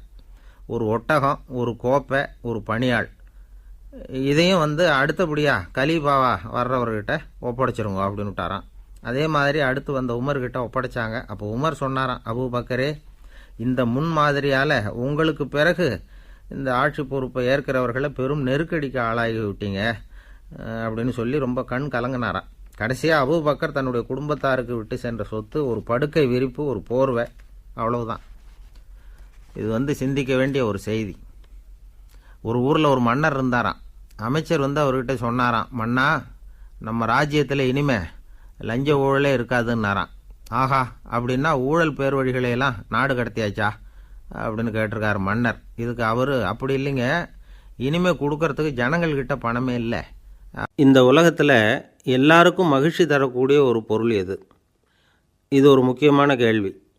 இந்த கேள்விக்கு பொருத்தமான ஒரு பதிலை உங்களால் சொல்ல முடியுமா? அதாவது கொஞ்சம் யோசித்து பார்த்தா பணம்னு சொல்லலாமா? இப்போ கையில் காசு இல்லாதவங்ககிட்ட ஒரு 10 ரூபாய் கொடுத்தா அது அவனுக்கு சந்தோஷத்தை கொடுக்கும். ஏற்கனவே வருமான வரி பிரச்சனையில் சிக்கி இருக்கிறவர்கிட்ட இன்னும் கொஞ்சம் பணம் இந்தாங்கன்னு சொல்லி கொடுத்தோம்னா அது அவருக்கு சங்கடத்தை தான் கொடுக்கும். அதனால் அந்த கேள்விக்கு பணங்கிறது பொருத்தமான பதிலாக இருக்க முடியாது. கேள்வி என்னன்னா, இந்த உலகத்தில் எல்லாருக்கும் மகிழ்ச்சி தரக்கூடிய ஒரு பொருள் எது? சரி, இனிப்புன்னு சொல்லலாமா? ஏன்னா எல்லாருக்கும் இனிக்க தானே செய்யும். அதுலேயும் ஒரு சிக்கல் இருக்குது. சர்க்கரை வியாதிக்காரங்களுக்கு அது என்ன சந்தோஷத்தையாக கொடுக்கும்? ஆக எல்லாருக்கும் வேறுபாடு எதுவும் இல்லாமல் மகிழ்ச்சியை கொடுக்கக்கூடியது வேறு ஏதோ ஒன்று இருக்குது. அது என்னன்னு கண்டுபிடிக்கணும். அதுதான் இன்றைக்கி தகவல். இப்போ அதை கண்டுபிடிக்கணும்னா இந்த கதையை கேட்கணும். அது என்ன கதைன்னா, ஒரு ஊரில் ஒரு ராஜா இருந்தார். அவருக்கும் இதே சந்தேகம் வந்துட்டுது. அதாவது எல்லாருக்கும் இன்பம் தரக்கூடிய பொருள் எது அப்படின்னு. இதுக்கு பதில் தெரிஞ்சுக்கிறதுக்கு ஆசைப்பட்டார். சரி, அதுக்கு என்ன செய்யலாம்னு யோசனை பண்ணார்.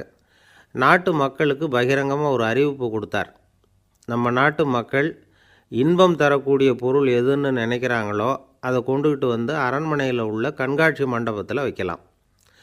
அப்படி அவங்க வைக்கிற பொருள்களில் எது எல்லாருக்கும் இன்பம் தரக்கூடியதாக இருக்குமோ அதை வச்சவருக்கு 1000 பொற்காசுகள் பரிசு அப்படின்னு அறிவிப்பு கொடுத்துட்டார். ஜனங்கள் இந்த அறிவிப்பை கேட்டாங்க. அதுக்கப்புறம் சும்மா இருப்பாங்களா? 1000 பொற்காசுன்னா சும்மாவா? அவங்கவுங்க கையில் என்னென்ன கிடைச்சதோ அதையெல்லாம் கொண்டாந்து அரண்மனை காட்சி மண்டபத்தில் வச்சுட்டாங்க. அதுக்கப்புறமா ராஜா அங்கே வந்தார். ஒவ்வொன்றா பார்த்துக்கிட்டே வந்தார். முதல்ல ஒரு குயில் இருந்தது, இனிமையாக பாடக்கூடிய குயில். இந்த குயிலோட இன்னிசை எல்லாருக்கும் இன்பம் தரக்கூடியது தான். இருந்தாலும் காது கேட்காதவங்களுக்கு இந்த இசை எப்படி இன்பம் தர முடியும்? அதனால் இது சரியில்லைன்னு விட்டார். அடுத்தபடியாக போனார். அங்கே என்ன வச்சுருக்குறாங்கன்னு பார்த்தா ஒரு அழகான மயில் அங்கே தோகை விரித்து ஆடிக்கிட்டு இருக்குது.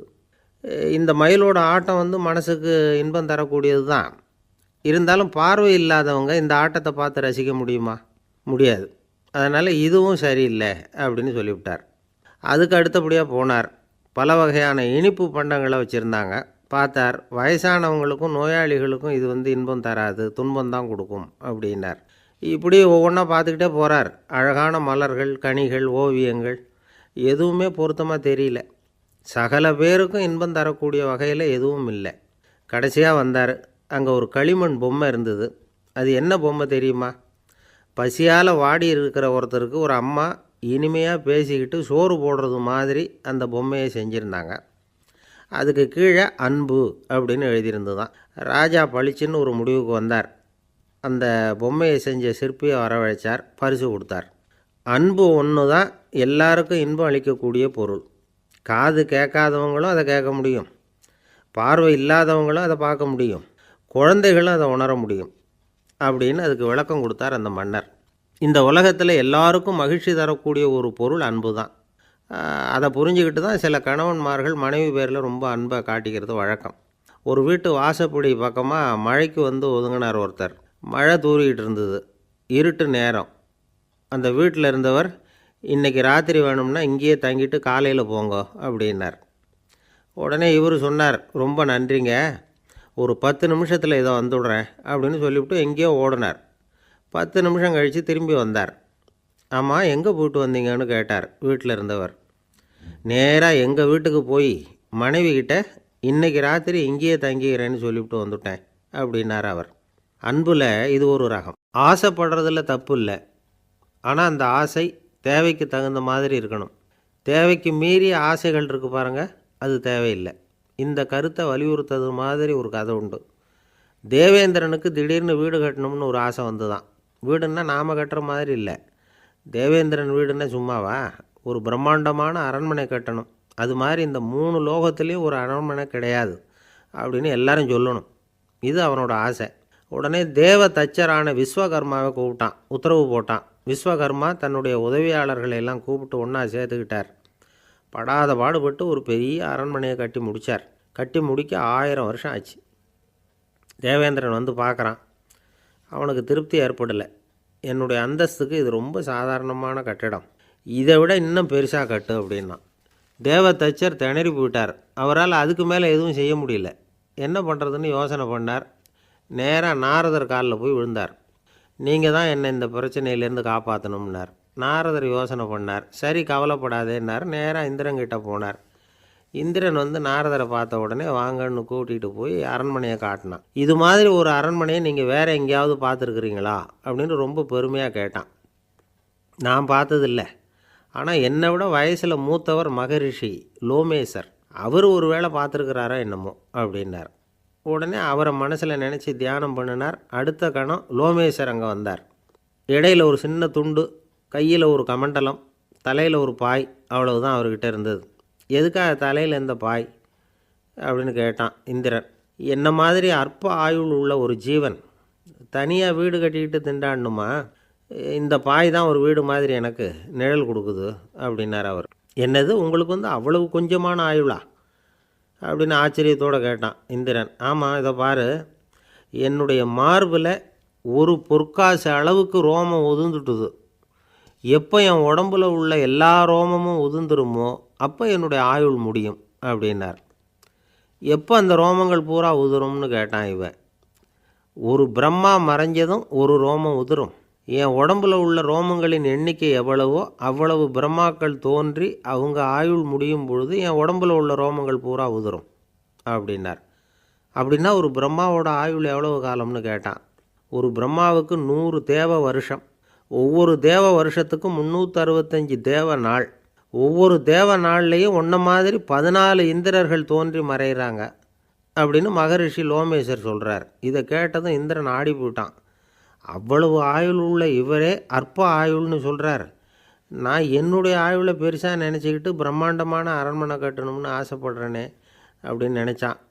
எனக்கு வீடு கட்டின வரைக்கும் போதும்னு விட்டான். அதனால் நாமெல்லாம் நம்முடைய தேவைக்கு தகுந்த மாதிரி ஆசைப்படுறது தான் நியாயம். ஆனால் அப்படியே நடந்துக்கிறோம். மனுஷன் கடவுளையே ஏமாற்றி காசு வாங்கிறதுக்குள்ள ஆசைப்படுறான். ஒருத்தன் கடவுளை நினச்சி தவம் இருந்தான். கடவுள் நேரில் வந்தார். தேவலோகத்தில் ரூபாய்க்கெல்லாம் என்ன மதிப்புன்னு கேட்டான். அங்கெல்லாம் ரூபாய்ங்கிறது உங்கள் பணத்தில் 1 கோடி ரூபாய்க்கு சமம். அதாவது தேவலோகத்தில் 1 ரூபான்னா இங்கே 1 கோடி ரூபா. அது மாதிரி எங்களுக்கு ஒரு நாளுங்கிறது உங்கள் கணக்கில் 1 கோடி வருஷத்துக்கு சமம் அப்படின்னார் கடவுள். அப்படின்னா எனக்கு நீங்கள் அதிகமாக எதுவும் தர வேணாம், உங்கள் கணக்குப்படி ஒரே 1 ரூபா கொடுங்க, அது போதும்னா இவன் ரொம்ப சாமர்த்தியமாக. கடவுள் யோசனை பண்ணார். அது ஒன்றும் கஷ்டம் இல்லை, 1 ரூபா தானே கேட்குற, கொடுத்துட்றேன். ஆனால் இப்போ வரும்பொழுது நான் எடுத்துக்கிட்டு வரல, எங்கள் கணக்குப்படியே 1 நாள் பொறுத்துக்க பணத்தோடு வந்துடுறேன் அப்படின்னு சொல்லிவிட்டு பறந்து போயிட்டார். ஒரு நாள் ஒரு தகப்பனார் தன்னுடைய பிள்ளையை அழைச்சிக்கிட்டு வந்தார். சார், இவன் சரியாக படிக்க மாட்டேங்கிறான், பெரியவங்களை மதிக்க மாட்டேங்கிறான், நீங்கள் கொஞ்ச நாள் இவனுக்கு குருவாக இருந்து நல்ல விஷயங்களை சொல்லி கொடுத்தா தேவையில்லைன்னார்.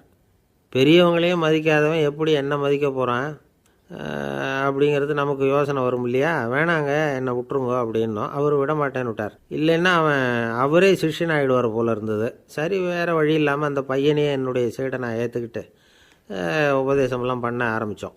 அதாவது குரு பக்தின்னா அது எப்படி இருக்கணுங்கிறத பற்றி சொல்லி கொடுத்தோம் அவனுக்கு. சதமகர் அப்படின்னு ஒரு குரு இருந்தார். அவருக்கு ஒரு சீடர். அவன் பேர் துளசி சைதன்யன். நைஷ்டிக பிரம்மச்சாரி. தன்னுடைய குருவுக்கு எந்த நேரத்தில் எது தேவைங்கிறத புரிஞ்சுக்கிட்டு சேவை செய்கிறவன். ஆனால் இவனை பற்றி மற்ற சீடர்களுக்கு பொறாமை வந்துட்டுது. இவன் மட்டும் இப்படி இருக்கானேன்னு உடனே குருக்கிட்ட போய் கோல் மூட்டினாங்க. அவன் சரியில்லை, அவன் நடந்துக்கிறது சரியில்லை, அப்படி இப்படின்னு எதையாவது சொல்லி. இருந்தாலும் இதையெல்லாம் அந்த குரு நம்பலை. அவருக்கு தெரியும் யார் யார் எப்படின்னு. துளசி சைதன்யன் பெருமையை மற்ற சீடர்களுக்கு உணர்த்தணும் அப்படின்னு நினச்சார். அதுக்கு ஒரு வழி பண்ணார். ஒரு நாள் சீடர்களை எல்லாம் கூப்பிட்டுக்கிட்டு ஒரு காட்டு வழியாக போய்கிட்டு இருந்தார். அங்கே ஒரு பெரிய மலை அருவி கொட்டிக்கிட்டு இருந்தது. குரு சீடர்கள் பக்கம் திரும்பினார். இந்த மலையின் மேலே இருந்து அந்த படுபாதாளத்தில் குதிக்கிறதுக்கு உங்களில் யார் தயார் அப்படின்னு கேட்டார். ஒரு சீடனும் ஆய திறக்கலை, ஒதுங்கி நின்றுக்கிட்டாங்க. பின்னாடி மூட்டை முடிச்சோடு வந்துக்கிட்டு இருந்தான் துளசி சைதன்யன். அவனை பார்த்தார். தப்பாருப்பா, நீ மேலே இருந்து அந்த அருவியில் குதி அப்படின்னார். அப்படியே செய்கிறேன் சுவாமின்னா ஓடி போய் பொத்துன்னு குதிச்சுட்டான். அடுத்த கணமே குருநாதர் தன்னுடைய யோக சக்தியால் பறந்து போய் அவன் கீழே விழுந்துடாமல் தாங்கி பிடிச்சி கொண்டுக்கிட்டு வந்துட்டார். மற்ற சீடர்களுக்கெல்லாம் ஒரு மாதிரி ஆயிட்டுது. அடுத்தபடியாக என்ன பண்ணலாம்னு யோசித்தாங்க இவனை மாட்டி விடுறதுக்கு. ஒரு நாள் வெத்தலை அடிக்கிற ஒரு சின்ன உரலையும் உலக்கையையும் எடுத்து ஒளிய வச்சுட்டாங்க. சதமகர் சன்னியாசி இல்லை, அவர் வெத்தலை போடுவார். பல்லு சரியில்லை, அதனால் இடித்து தான் வெத்தலையை போடணும். திடீர்னு வெத்தலை பாக்கு கேட்டார். வழக்கமாக உரலில் இடித்து தர்றது தான் துளசியின் பழக்கம். உரலை தேடினா கிடைக்கல, என்ன பண்ணுறது? குரு கேட்டுவிட்டாரே, குரு சேவை தானே முக்கியம். என்ன பண்ணால் வெத்தலை பாக்க தன்னுடைய வாயில் போட்டு முன்னு அதை எடுத்து அவர்கிட்ட கொடுத்துட்டான். குரு எதையோ படிச்சுக்கிட்டே அதை வாங்கி வாயில் போட்டுக்கிட்டார். துளசி இன்றைக்கி தாம்பூலம் நல்லா இடிக்கப்பட்டிருக்கு, ருசியாக வேறு இருக்குது, அதை இடித்த பாத்திரத்தை என் கண்ணால் பார்க்கணும்னு ஆசையாக இருக்குன்னு விட்டார். அதை மட்டும் அனுப்பி போய் நீ வர வேண்டான்னு வேற சொல்லிவிட்டார். இதை கேட்டதும் துளசி தவிச்சு போயிட்டான். இவன் போகாமல் எப்படி வாயை மட்டும் அனுப்பி வைக்க முடியும்? இவன் தவிக்கிறத பார்த்ததும் மற்ற சீடர்களுக்கெல்லாம் மனசுக்குள்ளே ரொம்ப சந்தோஷம். துளசி கொஞ்சமும் யோசிக்கலை. வாழை எடுத்தான், தன்னுடைய தலையவே அப்படியே அறுத்து வெட்டி எடுத்தான். இன்னொரு சீடங்கிட்ட கொடுத்துட்டான், எடுத்துகிட்டு போன்னு சொல்லி. கொண்டுகிட்டு போய் குரு முன்னாடி வைக்கிறாங்க. அந்த தலையில் வாய் திறந்துருக்கு, வெத்தலை போட்டு முன்னு இருந்தது, தெரிஞ்சு போச்சு, சிவப்பாக இருந்தது. அவனுடைய குரு பக்தியை இப்போ எல்லாரும் ஒத்துக்கிட்டாங்க. அதுக்கப்புறம் குரு சதமகர் தன்னுடைய அற்புத திறமையினால் அந்த தலையை மறுபடியும் ஒட்ட வச்சுட்டார். துளசிக்கு உயிர் வந்துட்டுது. இப்படி ஒரு பெரிய கதை உண்டு. அதாவது துளசி சைதன்யன் அவனுடைய குரு பக்தி எப்படி அப்படின்னு கேட்டோம். ரொம்ப அபாரம் அப்படின்னு அந்த பையன் அடக்கமாக சும்மா விளையாட்டுக்காக தான் அப்படி அவங்ககிட்ட கேட்டோம். ஏன்பா உன்னுடைய குரு பக்தியை என்கிட்ட காட்டுறதுக்கு உன்னோட கழுத்தை நீயே அறுக்கணும்னு நான் சொன்னால் அதை நீ செய்வியா அப்படின்னு கேட்டோம். என்னுடைய கழுத்தை நானே அறுக்க வேண்டிய அவசியம் இல்லை சார் அப்படின்னா அவன். ஏண்டான்னு அதே காரியத்தை தான் இனிமேல் நீங்கள் தினமும் செய்ய போகிறீங்களே சார் அப்படிங்கிறான். ஒருத்தர் ரொம்பவும் மகிழ்ச்சியாக வந்துக்கிட்டு இருந்தார். என்ன விஷயம்னு விசாரித்தேன். நான் தோற்று போயிட்டேன், அதுதான் மனசுக்கு மகிழ்ச்சியாக இருக்குது அப்படின்னார். எனக்கு இது ரொம்ப ஆச்சரியமாக போச்சு. இந்த உலகத்தில் தோற்று போகிறவங்க யாரும் மகிழ்ச்சியாக இருக்கிறதில்ல.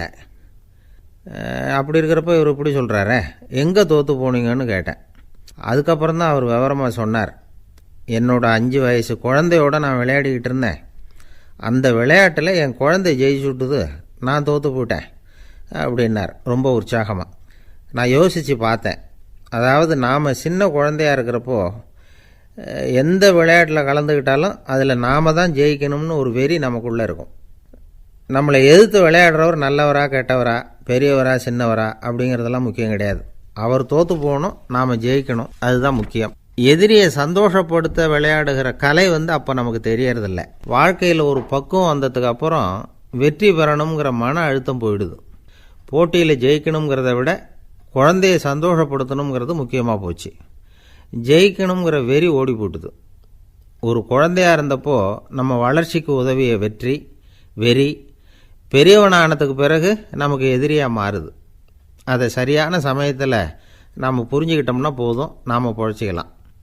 ஒவ்வொரு மனுஷனுமே வாழ்க்கையோட அடுத்த கட்ட வளர்ச்சியில் அடி எடுத்து வைக்கிற நேரத்தில் தன்கிட்ட இருந்து ஏதோ ஒரு குணத்தை அல்லது தன் குணம் இருந்த ஏதோ ஒரு உறவை நாம் இழக்கத்தான் வேண்டியிருக்குது. ஒரு கட்டம் வரைக்கும் உதவியாக இருந்த குணம் அடுத்த கட்டத்துக்கு தடையாக கூட மாறிடலாம். இந்த பரிமாண மாற்றத்துக்கு உள்ளாகிற ஒவ்வொருத்தரும் பிரத்யட்சமாக இதை உணர்றாங்க.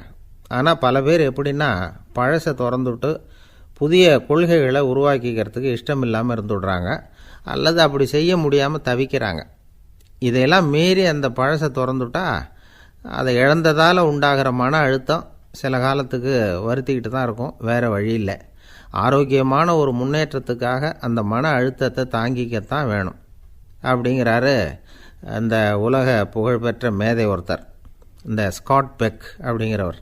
பிறந்த நாள் முதல் இதுதான் சரி அப்படின்னு கற்பிக்கப்பட்டு வந்த ஒவ்வொரு தத்துவத்தையும் தங்களுடைய வளர்ச்சிக்கு தகுந்த மாதிரி மாற்றி அர்த்தப்படுத்தி கொள்ள முடியாமல் வாழ்க்கை சூழலில் அப்படியே அரைப்பட்டு தூளாகிறவர்கள் தான் ரொம்ப தவிக்கிறாங்களாம்.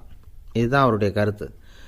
பெரும்பாலும் மனிதர்களுடைய நடுத்தர வயசில், அதாவது 30 தாண்டுகிற சமயத்தில் தான் இந்த தவிப்பு உண்டாகுதான். இதை தான் மேற்கத்திய நாடுகளில் அடிக்கடி மிட் லைஃப் கிரைசிஸ் அப்படின்னு சொல்கிறாங்க. அப்பப்போ பழசையெல்லாம் தொலைச்சி விட்டு புதுசாக பிறக்கிறதுக்கு கற்றுக்கணும். ஒவ்வொரு நிமிஷத்தையும் அந்த நிமிஷத்துக்கு ஏற்ற சித்தாந்தம் கொண்டவர்களாக சந்திப்போம் அப்படிங்கிறார் அந்த உளவியல் நிபுணர். இப்படி பழகிக்கிட்டால் வாழ்க்கை இன்பமயம், இல்லைன்னா தவிப்பு மயம்தான். பழசை தொலைக்க முடியாதவர்களில் எத்தனையோ பேர் உண்டு, எத்தனையோ ரகம் உண்டு. அதில் வேடிக்கையான நண்பர்களும் உண்டு. ஒருத்தர் நண்பர் வீட்டுக்கு போனார். அவர் ஏதோ இனிப்பு பலகாரம் கொடுத்து சாப்பிட சொல்லியிருக்கிறாங்க அவங்க வீட்டில். இவர் சாப்பிட்டு பார்த்துட்டு சொன்னாராம், சார் 6 மாதத்துக்கு முன்னாடி ஒரு தடவை இங்கே வந்தேன், அப்போது ஒரு இனிப்பு பலகாரம் கொடுத்தீங்க, அது இதை விட நல்லா இருந்தது சார் அப்படின்னாராம். அப்போ செஞ்ச அதே இனிப்பு பலகாரம் தான் சார் இதுவும் அப்படின்னாராம் அவர். இயேசுநாதர்கிட்ட ஒருத்தர் கேட்டாராம், இயேசுவே என்னை எவ்வளவு நேசிக்கிறீர்கள் அப்படின்னு. அவர் தன்னுடைய 2 கைகளையும் அகல விரித்து இவ்வளவு என்று சொல்லி சிலுவையில் உயிர் நீத்தார் அப்படின்னு சொல்லுவாங்க. அதாவது அந்த நேசிப்புக்கு எல்லை கிடையாது, அதே போல் மன்னிப்புக்கும் எல்லை கிடையாது. இது இயேசுநாதர் சொல்லி கொடுத்த ஒரு பாடம்.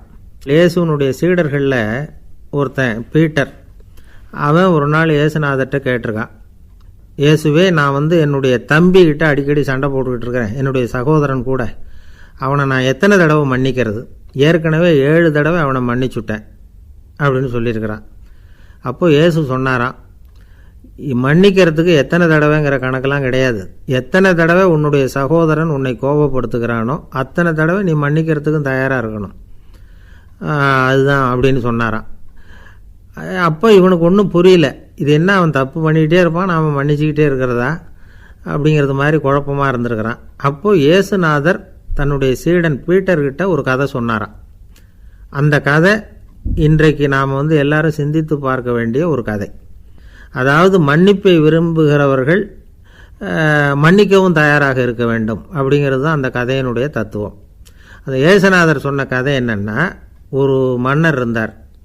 அவர் ஒரு நாள் அரண்மனையில் உட்காந்து கணக்கு வழக்குகள்லாம் பார்த்துக்கிட்டு இருந்தார். நம்ம அரண்மனையிலேருந்து யார் யார் அரசாங்க கடன் வாங்கியிருக்கிறாங்க, யார் யார் திருப்பி செலுத்தியிருக்கிறாங்க அப்படிங்கிற விவரத்தையெல்லாம் பார்த்துக்கிட்டு இருந்தார். அப்போ தான் புரிஞ்சுது, அந்த அரண்மனையில் வேலை செய்கிற ஒருத்தனே அரசாங்க கடன் வாங்கியிருக்கிறான். எவ்வளவு? 10,000 பொற்காசுகள் வாங்கியிருக்கான் கடன். இந்த 10,000 பொற்காசுகளை திருப்பி செலுத்தலை அரசாங்கத்துக்கு. இது மன்னர் கவனத்துக்கு வந்தது. உடனே நம்ம அரண்மனையில் இருக்கிறவனே அரசு கடன் வாங்கி திருப்பி செலுத்தாமல் இருக்கான், அவனை கூப்பிட்டு வாங்கன்னு சொல்லி கூப்பிட்டுட்டு வந்தாங்களாம். விசாரிச்சிருக்கிறாங்க. என்னப்பா நீ எவ்வளோ ஒன்று? ஆமாங்க 10,000 பொற்காசுகள் வாங்கியிருக்கிறேன், இன்னும் திருப்பி கட்டலைன்றிருக்கான். உடனே அவர் மன்னர் சொல்லியிருக்கிறார், நம்ம சட்டத்திட்டப்படி நீ உடனே பணத்தை திருப்பி கட்டிடு. அப்படி உன்னால் கட்ட முடியலன்னா உன்னுடைய வீடு வாசல் சொத்து சுகம் எல்லாத்தையும் விற்று அந்த பணத்தை அரசு கருவூலத்தில் சேர்த்துக்கிறதுக்கு நானே ஏற்பாடு பண்ணிடுறேன் அப்படின்னு அந்த மன்னர் சொன்னாராம்.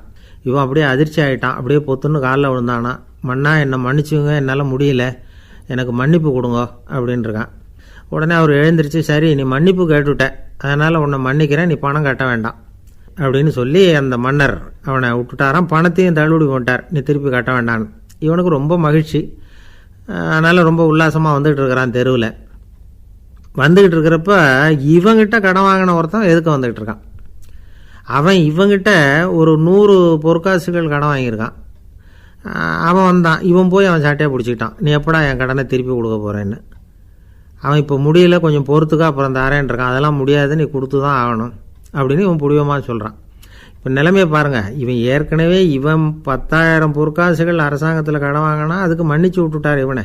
ஆனால் இவன் இன்னொருத்தனை மன்னிக்கிறதுக்கு தயாராக இல்லை. இவங்கிட்ட கடன் வாங்கின இன்னொருத்தன் 10 பொற்காசுகள், அவனை மன்னிக்க தயாராக இல்லை. அவனை கொண்டு போய் நீதிமன்றத்தில் கொண்டு போய் நிறுத்தி தண்டனை வாங்கி கொடுத்துட்டான். நீதிபதி என்ன சொன்னார், அந்த இவன் வாங்கின பொற்காசுகளை திருப்பி கட்டுற வரைக்கும் ஜெயிலில் இருக்கணுங்கிறது தீர்ப்பு. ஆனால் உடனே அரசர் காதில் விழுந்தது. சொல்லிட்டாங்க, உங்ககிட்ட மன்னிப்பு வாங்கிட்டு போனானே ஒருத்தன், அவன் இன்னொருத்தனை மன்னிக்கிறதுக்கு தயாராக இல்லை, அவனை கொண்டு போய் ஜெயிலில் அடைச்சிட்டான் அப்படின்னு. உடனே மன்னர் பார்த்தார், இவனை மறுபடியும் கூப்பிட்டு வர சொன்னார். தபாரப்பா, நான் உன்னை மன்னிச்சு விட்டேன், ஆனால் நீ இன்னொருத்தனை மன்னிக்கிறதுக்கு தயாராக இல்லை, அதனால் என்னுடைய தீர்ப்பையும் மாற்றுறேன், நீயும் அரசு கடன் தீர்ற வரைக்கும் ஜெயிலில் தான் இருக்கணும் அப்படின்னு சொல்லி ஜெயிலுக்கு அனுப்பிச்சிட்டாராம். இப்படி ஒரு கதையை இயேசுநாதர் தன்னுடைய சீடருக்கு சொன்னதாக ஒரு வரலாறு. அது என்ன, அதிலேருந்து நாம் புரிந்து கொள்ள வேண்டியதுன்னா, நாம் மன்னிக்கப்படணும்னு நாம் விரும்புகிறோம்னா நாம் இன்னொருத்தரை மன்னிக்கிறதுக்கு தயாராக இருக்கணும். அதனால் நாம் இன்னொருத்தரை யாரையும் மன்னிக்க மாட்டோம், ஆனால் என்ன இன்னொருத்தர் மன்னிக்கணும் அப்படிங்கிறது மாதிரி செய்யக்கூடாதுன்னு சொல்லுவாங்க. அது மாதிரி நாம் இப்போ இது தப்பாக புரிஞ்சுக்கிறவங்களும் இருக்கிறாங்க. பாவம் மன்னிப்புங்கிறதுலாம் எதுக்குன்னா, அதாவது மறுபடியும் பாவம் செய்யாமல் இருக்கிறதுக்காக தான். அதான் மன்னிக்கிறாரே அப்படிங்கிறதுக்காக மறுபடியும் பாவம் பண்ணிகிட்டு இருக்கிறது இல்லை. அதான் ஒருத்தர் கேட்டாராம், பாவத்திலேருந்து மன்னிப்பு கிடைக்கணும்னா நீ என்ன செய்யணும் அப்படின்னு கேட்டிருக்கார். அதுக்கு அவன் சொல்லியிருக்கிறான், நான் முதல்ல பாவம் செய்யணும், அப்போ தானே மன்னிப்பு கிடைக்கும் அப்படின்னு நானாம். இப்படிப்பட்டவர்கள் தான் இன்றைக்கி உலகத்தில் அதிகமாக இருக்கிறாங்க. அதனால் இந்த மன்னிப்பின் மகத்துவங்கிறது இயேசுநாதர்கிட்டேருந்து தான் நாம் புரிஞ்சுக்கணும். அந்த இயேசு சொன்ன அந்த மன்னிக்கிற மனோபாவம் இருந்தால் இன்றைக்கி உலகம் பூராவும் அமைதி பூங்காவாக இருக்கும். அதில் ஒன்றும் ஆச்சரியமே இல்லை, அதில் ஒன்றும் சந்தேகமும் இல்லை. அதனால் மன்னிக்கிற மனோபாவத்தை நாம் எல்லாரும் நமக்குள்ளே வளர்த்து கொள்ள வேண்டும் அப்படிங்கிறது தான் நாம் இன்றைக்கு எல்லோரும் சிந்தித்து பார்க்க வேண்டிய ஒரு செய்தி. ஒரு வயசான அம்மா தெரு வழியாக போயிட்டு இருந்தாங்க. அவங்க கையில் எண்ணத்தையோ வச்சுக்கிட்டு அதை அடிக்கடி பார்த்துக்கிட்டே இருந்தாங்க. ஒருத்தன் மெதுவாக அவங்கக்கிட்ட போய் கையில் இருக்கிறது என்ன அப்படின்னு எட்டி பார்த்தா அவங்க கையில் 4 பல் இருந்துதான். இவன் ஆச்சரியமாக அந்த அம்மாவை பார்த்தான். ஏம்மா, உனக்கு என்ன பைத்தியமா, ஏது இந்த பல், இதை என்னத்துக்காக கையில் வச்சுக்கிட்டு அலைஞ்சிக்கிட்டு இருக்கிற அப்படின்னு கேட்டிருக்கான். அதுக்கு அந்த அம்மா விவரம் சொல்ல ஆரம்பித்தாங்களாம். இதை பாருப்பா, எனக்கு ஒரு மகன் இருந்தான், அவனை ரொம்ப செல்லமாக வளர்த்தேன். அவனை தரையிலேயே நடக்க விடுறதில்ல, எப்பவும் தூக்கி வச்சுக்கிட்டு இருப்பேன். அவன் நல்லா பெரியவனாகி பள்ளிக்கூடம் போகிறப்ப கூட அவன் புஸ்தக மூட்டையை நான் தான் சுமந்துக்கிட்டு போவேன். பார்க்குறவங்க கூட கேலி பண்ணுவாங்க, ஏம்மா படிக்க போகிறது நீயா உன் பிள்ளையான்னு கேட்பாங்க. அவன் இன்றைக்கி எவ்வளவோ பெரிய மனுஷன் ஆகிட்டான், வெளிநாட்டில் பெரிய உத்தியோகத்தில் இருக்கான். சமீபத்தில் இங்கே வந்துட்டு போனான். ஒரு நாள் ஏதோ கோபத்தில் என்ன அரைஞ்சிட்டான். அப்போ இந்த 4 பல்லும் கீழே விழுந்துட்டுது. இன்னமும் கூட விழுந்திருக்கும், ஆனால் பல்லு தான் இல்லை. என் புள்ள அரைஞ்சதுனால விழுந்த பல்லு இல்லையா அது. அதனால் இதை எப்பவும் என் கையிலே வச்சுக்கிட்டு ஆசையோடு பார்த்துக்கிட்டு இருக்கிறேன். அவன் தான் வெளிநாட்டுக்கு போட்டான், அவனை பார்க்க முடியாத ஏக்கத்தை நான் இந்த பல்லை பார்த்து போக்கிக்கிறேன் அப்படின்னு நாங்களாம் அந்த அம்மா. இந்த கதை எதுக்காகன்னா, தாய் அன்பு அப்படிங்கிறது எப்படிப்பட்டதுங்கிறத புரிஞ்சுக்கிறதுக்காக. கல்யாணம் ஆனதுக்கு அப்புறம் தாயை மறந்து விடுறவங்க எத்தனை பேர் இந்த உலகத்தில்? அவங்க காதில் வேணுங்கிறதுக்காக தான் இந்த தகவல். ஆனால் ஒரு விஷயம் மட்டும் நல்லா புரிஞ்சுக்கணும், தாயை மதிக்க தெரிஞ்சவங்க தான் இன்றைக்கி வாழ்க்கையில் எல்லா விதத்துலேயும் முன்னுக்கு வந்திருக்கிறாங்க. வேணும்னா விசாரித்து பார்த்துக்குங்க. இன்னொரு அம்மா இருந்தாங்க, அவங்க தினமும் ஒரு கோயிலுக்கு வருவாங்க. சாமியை பார்த்து, கடவுளே நான் இறந்து போனால் நரகத்துக்கு போகணும் அப்படின்னு வேண்டிக்குவாங்களாம். எல்லோரும் சொர்க்கத்துக்கு போகணும்னு தானே கடவுள்கிட்ட வேண்டிக்குவாங்க. இந்த அம்மா தினம் நான் நரகத்துக்கு போகணும் அப்படின்னு வேண்டிக்கிறாங்க. அங்கே இருந்த அர்ச்சகருக்கு இது சந்தேகம். ஒரு நாள் அதை நேரடியாகவே அவங்கக்கிட்ட கேட்டுவிட்டார். அதுக்கு அந்த அம்மா பதில் சொன்னாங்களாம், ஐயா எனக்கு கல்யாணம் ஆகி ரொம்ப நாள் வரைக்கும் குழந்த பாக்கியம் இல்லாமல் இருந்தது. கோயில் குளம் எல்லாம் சுற்றி வந்தேன். ரொம்ப நாள் கழித்து ஒரு குழந்த பிறந்தது, ஆண் குழந்தை. அவனை நான் ரொம்ப செல்லம் கொடுத்து வளர்த்தேன். அதோட விளைவு என்ன ஆச்சுன்னா, அவன் ரொம்ப மோசமாக ஆகிட்டான். கெட்ட பழக்க வழக்கம்லாம் கற்றுக்கிட்டான். அவன் இறந்து போனால் நிச்சயம் அவனுக்கு நரகம்தான் கிடைக்கும். அந்த அளவுக்கு கெட்டவன் அவன். அப்படிப்பட்ட காரியங்கள்லாம் பண்ணிகிட்ருக்கான், எனக்கு தெரியும். இவனுக்காக நரகத்தில் கூட யாரும் தயவு காட்ட மாட்டாங்க, தாட்சண்யம் காட்ட மாட்டாங்க. அதனால் இவனுக்கு முந்தி நான் இறந்து நரகத்துக்கு போயிட்டா அங்கே இவனை கவனிச்சிக்கலாமே, இவனுக்கு பணிவிடை செய்யலாமேன்னு பார்க்குறேன் அப்படின்னு நாங்களாம். அதனால தான் நான் நரகத்துக்கு போகணும்னு தினம் ஆண்டவனை வேண்டிகிட்டு இருக்கிறேன் அப்படின்னு கண்கலங்கி அந்த அம்மா சொன்னாங்களாம். அதுதான் தாய் உள்ளம்ங்கிறது. தாயின் பெருமையை சரியாக உணர்ந்துட்டா அவங்களுக்கு எப்பவும் எந்த கஷ்டமும் வராது. இது ஏதோ உபதேசத்துக்காக சொல்கிற வார்த்தை இல்லை, உண்மையான வார்த்தை. இந்த விவரத்தையெல்லாம் நண்பர் ஒருத்தர்கிட்ட சொல்லிகிட்டு இருந்தேன். அவர் கொஞ்ச நாள் கழித்து என்னை தேடி வந்தார். அவர் கையிலேயே 4 பல்லு வச்சுருந்தார். என்னங்க ஆச்சு, ஏதுங்க இந்த பல்லு அப்படின்னு விசாரித்தோம். உங்கள் உபதேசத்தை கேட்டுவிட்டு இந்த உலகத்தில் எல்லாரையும் தாயாக நினைக்க ஆரம்பிச்சிட்டேன். ஒரு அம்மாவை கடத்தரில் பார்த்து தாயேன்னு கூப்பிட்டேன். அவங்க உடனே பலார்னு என்னை அரைஞ்சிட்டாங்க, பல்லு விழுந்துட்டுது. அதை தான் பொறுக்கி எடுத்துக்கிட்டு நேராக உங்களை தேடி வந்துக்கிட்டு இருக்கிறேன்னார். தாயேன்னு தானே கூப்பிட்டீங்க, அதுக்கு ஏன் அரைஞ்சாங்க அப்படின்னு கேட்டோம். நான் தாயேன்னு கூப்பிட்டது அவங்க காதில் நாயேன்னு விழுந்துட்டு தான், அதுதான் அப்படி ஆயிட்டுது அப்படின்னார். ஊருக்கு வெளியில் அமைதியான ஒரு இடம், அங்கே ஒரு ஆசிரமம், அங்கே ஒரு சாமியார். அவர் தினமும் நல்ல போதனைகள்லாம் செய்வார். பல பேர் போய் அங்கேயே சில நாள் தங்கியிருந்து அவர் சொல்கிற அறிவுரைகளை எல்லாம் கேட்டுக்கிட்டு வர்றது வழக்கம். ஒரு தடவை அவரை பார்த்துட்டு போகிறதுக்காக 3 வெளியூர் தம்பதிகள் வந்தாங்களாம்.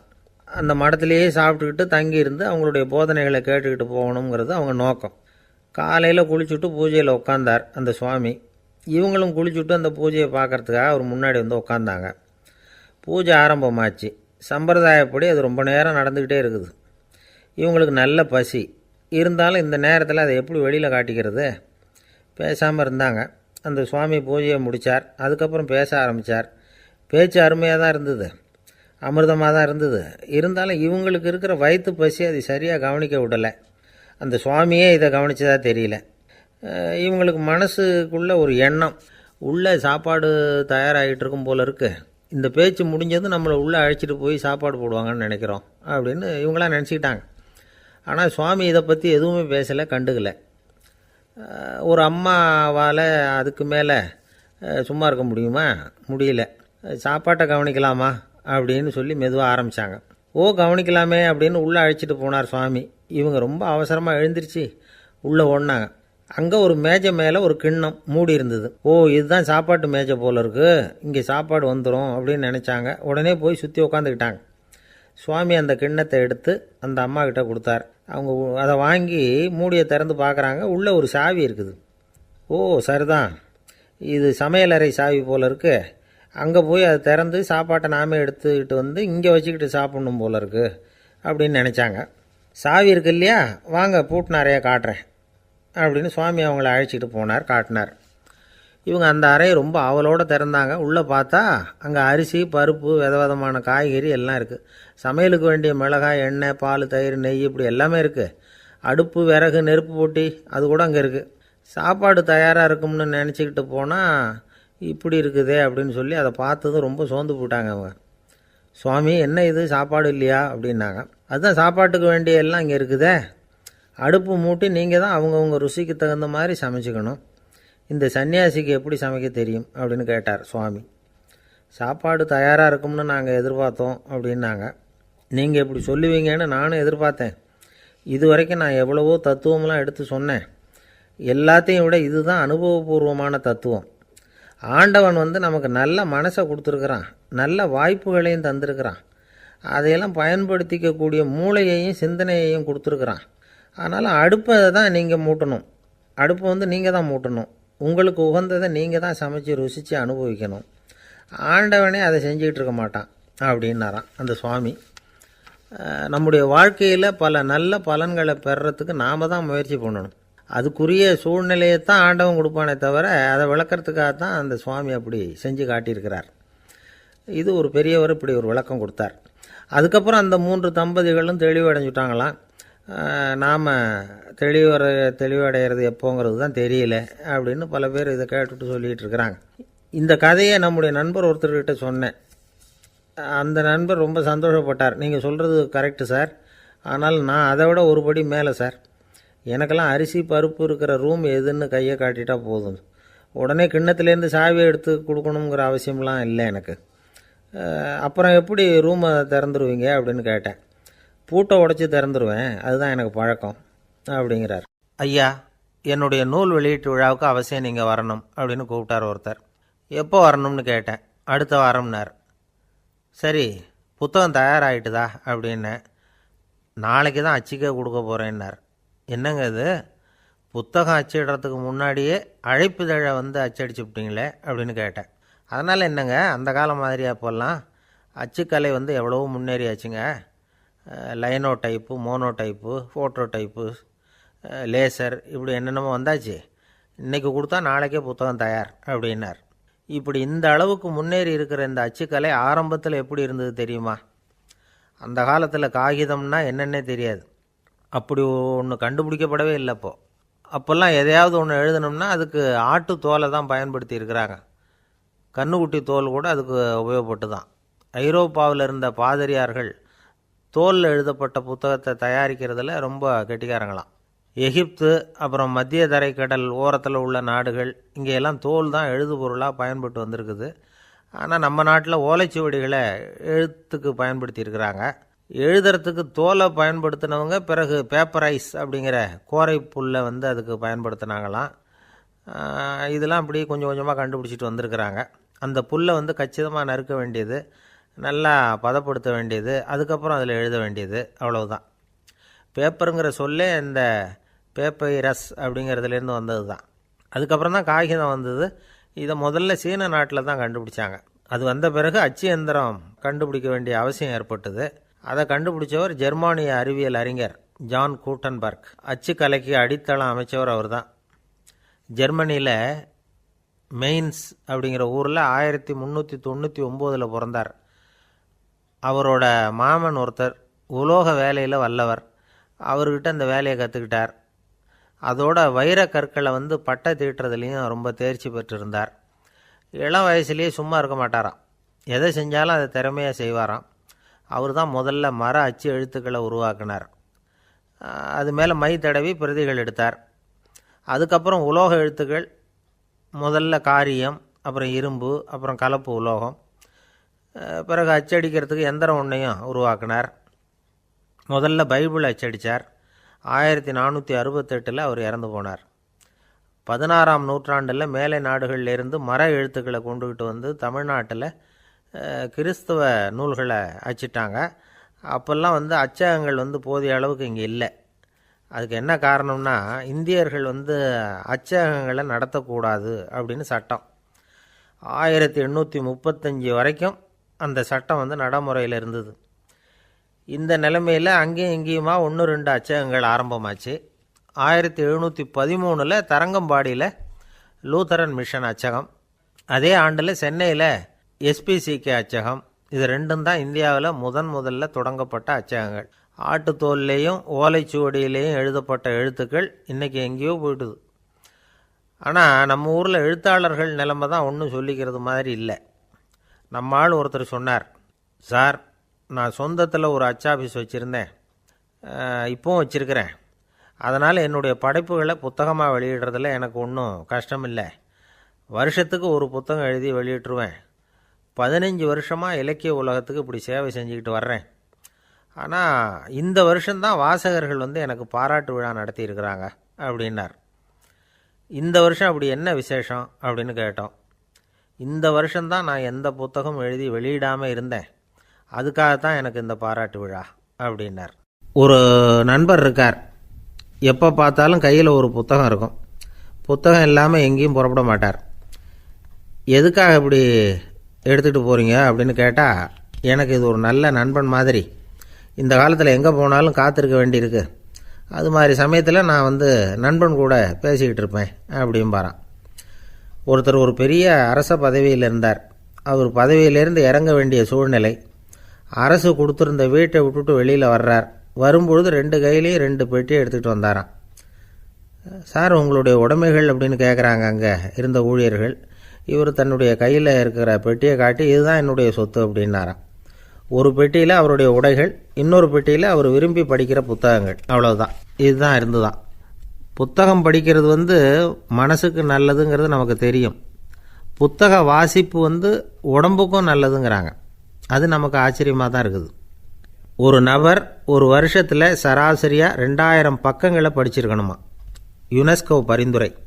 ஆனால் நம்ம நாட்டில் நாம் சராசரியாக படிக்கிறது 32 பக்கங்கள், அவ்வளவுதான். இவ்வளவுக்கு நம்ம நாட்டில் 6000க்கும் மேற்பட்ட நாளேடுகள், 2000க்கும் மேற்பட்ட இதழ்கள், மலர்கள், இவ்வளவு இருந்தும் சரியாக வரல. இந்த உலகத்தில் முதல் நூலகம் எங்கே எப்போ ஆரம்பமாச்சு தெரியுமா? கிமு 2500 ஆண்டில் அது ஆரம்பமாயிருக்குது. பாபிலோனியாவில் அமில் அணு அப்படிங்கிற அரசன் தான் நூலகத்தை உருவாக்கி இருக்கிறான். அப்போல்லாம் தாள் கிடையாது, களிமண் தான். களிமண் பலகைகளில் எழுதி அது தொகுத்து அப்படியே நூலாக்கி அதை நூலகத்தில் வச்சுருப்பாங்களாம். அரசருடைய நூலகத்தில் 1000க்கும் மேற்பட்ட நூல்கள் இருந்ததாக வரலாற்று குறிப்பு இருக்குது. அது மட்டும் இல்லை, அந்த நூலகத்தில் பொருள் வாரியாக, அதாவது சப்ஜெக்ட் வாரியாக புத்தகங்களை வகைப்படுத்தி வச்சுருந்தாங்களாம். அதில் மிச்சம் இருந்த ஒரு 25 களிமண் பலகை புத்தகங்கள் இன்றைக்கும் பிரிட்டிஷ் அருங்காட்சியகத்தில் இருக்குதான். அச்சு தாள் இதெல்லாம் ஏற்பட்டதுக்கு அப்புறம் அமைக்கப்பட்டது தான் பிரான்சில் இருக்கக்கூடிய பாரிஸ் நூலகம். 1480 பிரெஞ்சு மன்னர் 11ஆம் லூயி இந்த நூலகத்தை அமைச்சாராம். ஆனால் அப்போல்லாம் அரசர்கள் மட்டும்தான் நூலகத்தை பயன்படுத்த முடியுமா. அதுக்கப்புறம் 17ஆம் நூற்றாண்டில் இந்த முறை மாறி பொதுமக்கள் அங்கே போகலாம், படிக்கலாம் அப்படிங்கிற நிலைமை வந்துதான். போட்லியன் நூலகம் அப்படின்னு அதுக்கு பேர், பாரிஸ் நகரத்தில் இருக்குது. அங்கே தான் நூல்களின் பட்டியல் தயாரிப்பு பணி ஆரம்பமாச்சு.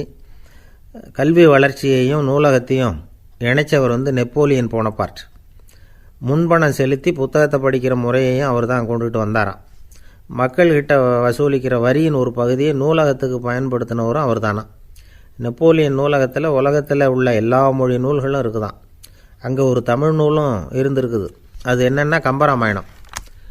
சோவியத் யூனியனுக்கு படையெடுத்து போனப்போ அங்கேருந்து லட்சக்கணக்கான புத்தகங்களை இந்த பனிச்சறுக்கு வாகனங்கள் இருக்குல்ல, அதில் கொண்டுகிட்டு வந்ததாக வரலாறு. அடுத்தபடியாக குறிப்பிட்டு சொல்லத்தக்க நூலகம் எதுன்னா பிரிட்டிஷ் நூலகம். மிக பழைய கையெழுத்து பிரதியெல்லாம் கூட அங்கே இருக்குது. 1753 ஆரம்பமாச்சு. அதில் உள்ள நூல்களை வரிசையாக அடுக்கினா 180 கிலோமீட்டர் நீளத்துக்கு வருமா. மிகப்பெரிய நூலகம் அமெரிக்க தலைநகர் வாஷிங்டனில் இருக்குதான். இந்தியாவை பொறுத்த வரைக்கும் பெரிய பழைய நூலகம் எதுன்னா கல்கத்தா நூலகம். எல்லா இந்திய மொழி நூல்களும் இங்கே உண்டு. மகாகவி பாரதியார் நடத்தின இந்தியாங்கிற இதழின் எல்லா பிரதிகளும் அங்கே பாதுகாப்பாக இருக்குது. படிக்கும் பழக்கம் இங்கே வளர வேண்டியிருக்குது. ஒருத்தர்கிட்ட ஒரு புஸ்தகத்தை கொடுத்து விமர்சனம் எழுத சொல்லியிருந்தாங்க. கொஞ்ச நாள் கழித்து அவரை போய் பார்த்து, என்னங்க புஸ்தகத்தை படித்து பார்த்தீங்களா அப்படின்னு கேட்டாங்களாம். இதுக்கு அவர் சொல்லியிருக்கிறார், இன்னும் நான் படித்து பார்க்கலிங்க, இப்போ தானே விமர்சனமே எழுதி முடிச்சிருக்கிறேன், இனிமே தான் படிக்கணும் அப்படின்னாராம். ஒருத்தர் அவசரமாக போய்கிட்டு இருந்தார். எங்கே போயிட்டுருக்கீங்க அப்படின்னு கேட்டார் ஒரு பெரியவர். கடைக்கு போகிறேன் சார், சாமான் வாங்கிறதுக்கு அப்படின்னார். அங்கே போகிறதுக்கு முன்னாடி தெரிஞ்சிக்க வேண்டியதெல்லாம் தெரிஞ்சுக்கிட்டீங்களா அப்படின்னு கேட்டார் பெரியவர். கடைக்கு போய் காசை கொடுத்து ஒரு பொருளை வாங்கிட்டு வரப்போகிறோம், இதில் தெரிஞ்சிக்க வேண்டியது என்ன இருக்குது அப்படின்னார் அலட்சியமாக. இப்போ அந்த பெரியவர் பேச ஆரம்பித்தார். இந்த உலகத்தில் எந்த ஒரு செயலில் இறங்குறப்பவும் நாம் நல்லா ஆலோசனை பண்ண வேண்டிய விஷயம் 5 அப்படின்னார். உதாரணமாக, ஒருத்தன் கடைக்கு போய் ஏதோ ஒரு பொருளை வாங்கிட்டு வர போகிறான்னு வச்சுக்கங்களேன். அப்போ கூட அவன் 5 விஷயங்களை பற்றி தெரிஞ்சுக்க வேண்டியிருக்குது அப்படிங்கிறார் அவர். முதல்ல அந்த பொருள் எப்படிப்பட்டது அப்படிங்கிறத தெரிஞ்சுக்கணும். ரெண்டாவதாக தன்னை பற்றியும் தெரிஞ்சுக்கணும். அப்போ தான் அந்த பொருள் தனக்கு தேவையா இல்லையா அப்படிங்கிறத புரிஞ்சுக்க முடியும். மூணாவதாக தெரிஞ்சுக்க வேண்டியது ஒன்று இருக்குது. அது என்னென்னா, அந்த பொருளை அடையிறதுக்கு வழி என்ன அப்படிங்கிறத தெரிஞ்சுக்கணும். அதாவது எவ்வளவு பணம் கொடுத்தா அது கிடைக்கும், இது மாதிரியான விஷயங்கள். நாலாவதாக அந்த பொருளை அடையிறது மூலமாக நாம் அடையக்கூடிய பயன் என்ன அப்படிங்கிறதையும் உணரணும். அஞ்சாவது, அந்த பொருளை அடையிறதுல இருக்கக்கூடிய தடை எது அப்படிங்கிறதையும் நாம் தெரிஞ்சுக்கணும். பெரியவர் பேசுகிறது ஏதோ தத்துவம் மாதிரி தெரியுது இல்லையா? தத்துவம்தான். அதாவது இப்படி உலகியல் வாழ்க்கையில் சின்ன சின்ன விஷயங்கள்லேயே நாம் 5 விஷயங்களை தெரிஞ்சுக்க வேண்டியிருக்குது. அது ரொம்ப அவசியமாக இருக்குது. பேரின்ப நிலைன்னு சொல்கிறாங்கள்ல, அது மாதிரி பெரிய சமாச்சாரங்கள்லேயும் இந்த 5 விஷயங்களை நாம் தெரிஞ்சுக்க வேண்டியிருக்குது. அதுக்கு பேர் என்னன்னா அர்த்த பஞ்சகம். வைணவ சமயத்தில் அர்த்த பஞ்சகம்ங்கிறது ரொம்ப பெரிய விஷயம். கடைக்கு போகிறது மாதிரி கடவுளை பார்க்க போகிறப்பவும் நாம் 5 விஷயங்களை தெரிஞ்சுக்கணுமா. முதல்ல பரம்பொருள் அப்படிங்கிறது என்ன, அதோட தன்மைகள் என்ன, இதை தெரிஞ்சுக்கணும். இதுக்கு பேர் என்னென்னா பரமாத்ம ஸ்வரூபம் அப்படின்னு பேர். ரெண்டாவது, நாம் யார், நம்மோட தன்மை என்ன அப்படிங்கிறத தெரிஞ்சுக்கணும். நான் யாருன்னு எனக்கே தெரியலங்கிறப்போ இதை நான் சொல்கிறேன்னு இது என்னுடையதுன்னு சொல்கிறது தப்பு தானே. அப்புறம் மூணாவது விஷயம், பரம்பொருளை நாம் அடையிறதுக்கு வழி எது, இதை தெரிஞ்சுக்கணும். இது உபாயஸ்வரூபம் அப்படின்னு பேர். நாலாவது விஷயம், நாம் அடைய வேண்டிய பயன்கள் என்ன அப்படிங்கிறத தெரிஞ்சுக்கிறது. இதுக்கு புருஷார்த்தம் அப்படின்னு பேர். அஞ்சாவது, அந்த பயனை அடைய விடாமல் தடுக்கிற தடைகள் யாவை அப்படிங்கிறத தெரிஞ்சுக்கிறது. இது விரோதி ஸ்வரூபம். இதைத்தான் தடையியல் அப்படின்னு சொல்கிறாங்க. அதாவது பரமாத்மாவை பற்றிய அறிவு, ஜீவாத்மாவை பற்றிய அறிவு, உபாயம் பற்றிய அறிவு, புருஷார்த்தம் பற்றிய அறிவு, இந்த 4 அறிவுக்கும் எதிரடையாக, அதாவது அதையெல்லாம் தப்பாக புரிஞ்சுக்கிறதால உண்டாகக்கூடிய அறிவு விரோதி ஸ்வரூபம். என்ன இது தகவலில் ஏதாவது கதை சொல்லுவீங்கன்னு பார்த்தா ஏதோ தத்துவம் பேசிகிட்டு இருக்கிறீங்களே அப்படின்னு நினைக்கலாம். இதுவும் தெரிஞ்சிக்க வேண்டிய ஒரு பெரிய விஷயந்தான். காதில் போட்டு வச்சா எப்போவாவது உபயோகப்படும். என்னுடைய நண்பர் ஒருத்தர் ஒரு நாள் என்கிட்ட சொன்னார், சார், அடுத்த மாதம் தஞ்சாவூரில் ஒரு கல்யாணம், போகிறதா வேண்டாமா அப்படின்னு ஒரே குழப்பமாக இருக்குது அப்படின்னார். நான் உடனே இந்த அர்த்த பஞ்சக உபதேசம் பண்ண ஆரம்பித்தேன். அவர் எல்லாத்தையும் பொறுமையாக கேட்டுவிட்டு, சரி சார், நான் போகிறதுன்னு முடிவு பண்ணிவிட்டேன்னார். எப்படி இந்த முடிவுக்கு வந்தீங்க அப்படின்னு கேட்டேன். அவர் சொன்னார், சார், அந்த 2வது பாயிண்ட் ஒன்று சொன்னீங்களே, அதை புரிஞ்சுக்கிட்டதுக்கு அப்புறம்தான் இந்த முடிவுக்கு வந்தேன் அப்படின்னார். என்ன 2வது பாயிண்ட்டுன்னு? அதாவது தன்னை பற்றி புரிஞ்சுக்கணும் அப்படின்னு சொன்னீங்க. உடனே என்னை பற்றி புரிஞ்சுக்கிட்டேன், நான் யாருங்கிறது எனக்கு தெரிஞ்சுது, உடனே போகிறது தான் நல்லதுன்னு முடிவு பண்ணிவிட்டேன்னார். நீங்கள் யாருன்னு கேட்டேன். நான் தான் சார் அந்த கல்யாணத்தில் தாலி கட்ட வேண்டிய மாப்பிள்ளை அப்படின்னார். அந்த காலத்தில் அண்ணாமலை ரெட்டியார்னு ஒருத்தர் இருந்தார். அவர் வெங்கனூர் அப்படிங்கிற கிராமத்தில் இருந்தார். அங்கேருந்து விருத்தாசலம் கோவிலுக்கு தவறாமல் போயிட்டு வந்துக்கிட்டு இருந்தார். இடையில் வெள்ளாறு, அதில் ஒரு சமயம் வெள்ளம் வந்துட்டுது. இவரால் போக முடியல. அதோட விளைவு வெங்கனூர்லேயே ஒரு கோவில் கட்டணும் அப்படின்னு முடிவு பண்ணார், சிவாலயம். அந்த சமயத்தில் வடநாட்டில் பஞ்சம். அதனால் அங்கே இருந்த பல சிற்பிகள் தென்னாட்டை நோக்கி வர ஆரம்பித்தாங்க. அவங்க வெங்கனூர் வழியாக வர்றது தெரிஞ்சதும் இவர் போய் பார்த்தார். இங்கே ஒரு கோவில் கட்டணும், அதுக்கு நீங்கள் உதவணும்னார். பஞ்ச காலத்தில் இப்படி ஒரு வாய்ப்பு கிடைச்சதில் அவங்களுக்கும் ரொம்ப மகிழ்ச்சி. உற்சாகத்தோடு ஒத்துக்கிட்டாங்க. ஆலய திருப்பணி ஆரம்பமாச்சு. அவங்களுக்கு வேண்டிய எல்லா வசதிகளையும் இவர் செஞ்சு கொடுத்தார். அவங்களுக்கு எந்த குறையும் இல்லாமல் பார்த்துக்கிட்டார். அது மட்டும் இல்லை, ஒவ்வொரு நாளும் அங்கே வருவார். உங்களுக்கு என்ன வேணும், எது வேணும்னு கேட்பார். ஏதாவது குறை இருந்தால் சொல்லுவாங்க, உடனே தீர்த்து வைப்பார். இவரும் கேட்பார், எந்த குறையாக இருந்தாலும் என்கிட்ட சொல்லுங்க அப்படின்னு சொல்லுவார். அதை தவிர இவராகவே கவனித்தும் அவங்களுக்கு என்னென்ன தேவைங்கிறத கண்டுபிடிச்சி அதையெல்லாம் வந்து கொடுத்துக்கிட்டு இருப்பார். என்ன தேவைன்னாலும் அதை நிறைவேற்றி வச்சுருவார். அந்த சிற்பிகளின் தலைவன் ஒருத்தன், அந்த ஆளுக்கு வெத்தலை பாக்கு போடுறது பழக்கம். இதை தெரிஞ்சுக்கிட்டு அதுக்காகவே ஒரு ஆளை வந்து ஏற்பாடு பண்ணார்.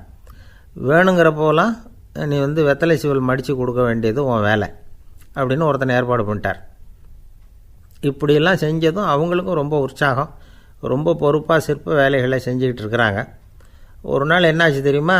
அந்த சிற்பிகளின் தலைவன் ரொம்ப நுணுக்கமாக ஒரு வேலையை செஞ்சுக்கிட்டு இருக்கிறான். சாரம் போட்டு அது மேலே படுத்துக்கிட்டு அண்ணாந்து பார்த்து உச்சியில் நுணுக்கமான சிற்பங்களை உருவாக்கிக்கிட்டு இருக்கான். சிற்பியின் கவனம் செதறப்படாதுங்கிறதுனால இவர் மெதுவாக சத்தம் போடாமல் கிட்ட போய் நின்று அதை கவனிச்சிக்கிட்டு இருக்கிறார். அந்த சிற்பி வழக்கம் போல் வெத்தலை பாக்குக்காக இடது கையை கீழே நீட்டினான். அந்த சமயம் பார்த்து அவருக்கு தாம்பூலம் கொடுக்குறவன் அங்கே இல்லை, எங்கேயோ போயிருக்கிறான். அண்ணாமலை ரெட்டியார் என்ன பண்ணார் தெரியுமா? தனக்காக கொடுக்கப்பட்ட தாம்பூலத்தை வாங்கி சிற்பியின் கையில் கொடுக்குறார். அவன் வாங்கி போட்டுக்கிட்டான். இது என்ன இன்னைக்கு வெத்தலை சீவல் வேறு மாதிரி இருக்குது, வாசனை தாம்பூலமாக இருக்குது அப்படின்னு யோசனை பண்ணிவிட்டு கீழே திரும்பி பார்க்குறார். பார்த்தா ரெட்டியார் மறுபடியும் சிற்பி கை நீட்டும் பொழுது கொடுக்கறதுக்காக தாம்பூலத்தை மடித்து வாங்கி வச்சுக்கிட்டு தயாராக நிற்கிறார். சிற்பிக்கு அதிர்ச்சி. உடனே பொத்துன்னு கீழே குதிச்சான். ஐயா, என்ன இது நீங்களா அப்படின்னா. இவர் சொன்னார், நான் ஒன்றும் தப்பு பண்ணலையே, உன்னுடைய கை புண்ணியம் செஞ்ச கை, கோயில் கட்டுற கை, அந்த கைக்கு தாம்பூலம் கொடுக்கறதுல என்ன தப்பு அப்படின்னாராம். ஏற்கனவே பஞ்சத்தில் அடிபட்டு வந்த எங்களை நீங்கள் ஆதரித்ததே பெரிய விஷயம். இந்த செயல் வந்து என்னை ஒரு பெரிய கடனாளி ஆக்கிவிட்டுது. ஐயா, எங்களுக்கு வந்து உணவு உடை இதை மட்டும் நீங்கள் கொடுத்தா போதும், ஊதியம்னு எதுவும் வாங்க மாட்டோம் அப்படின்னு நானும். அந்த சிற்பி எவ்வளோ வற்புறுத்தியும் எதுவும் வாங்கிக்கலையாம். இந்த செய்தியை தமிழ் தாத்தா டாக்டர் ஊவேசா சொல்லியிருக்கிறார். அந்த காலத்தில் எப்படிப்பட்டவங்கள்லாம் வாழ்ந்துருக்கிறாங்க பாருங்கள். இந்த காலத்தில் ஒருத்தர் கோவில் கட்டினார், வேலை செய்கிற எல்லாருக்கும் சாப்பாடு போடுவார். சிற்ப வேலை செஞ்சுட்டு சாப்பிட வர்ற ஒவ்வொருத்தர் கையையும் அன்பாக பிடிச்சி முத்தம் கொடுத்து உள்ளே அனுப்புவார். அந்த கைகளுக்கு நீங்கள் கொடுக்குற மரியாதையாது அப்படின்னு கேட்டாங்க.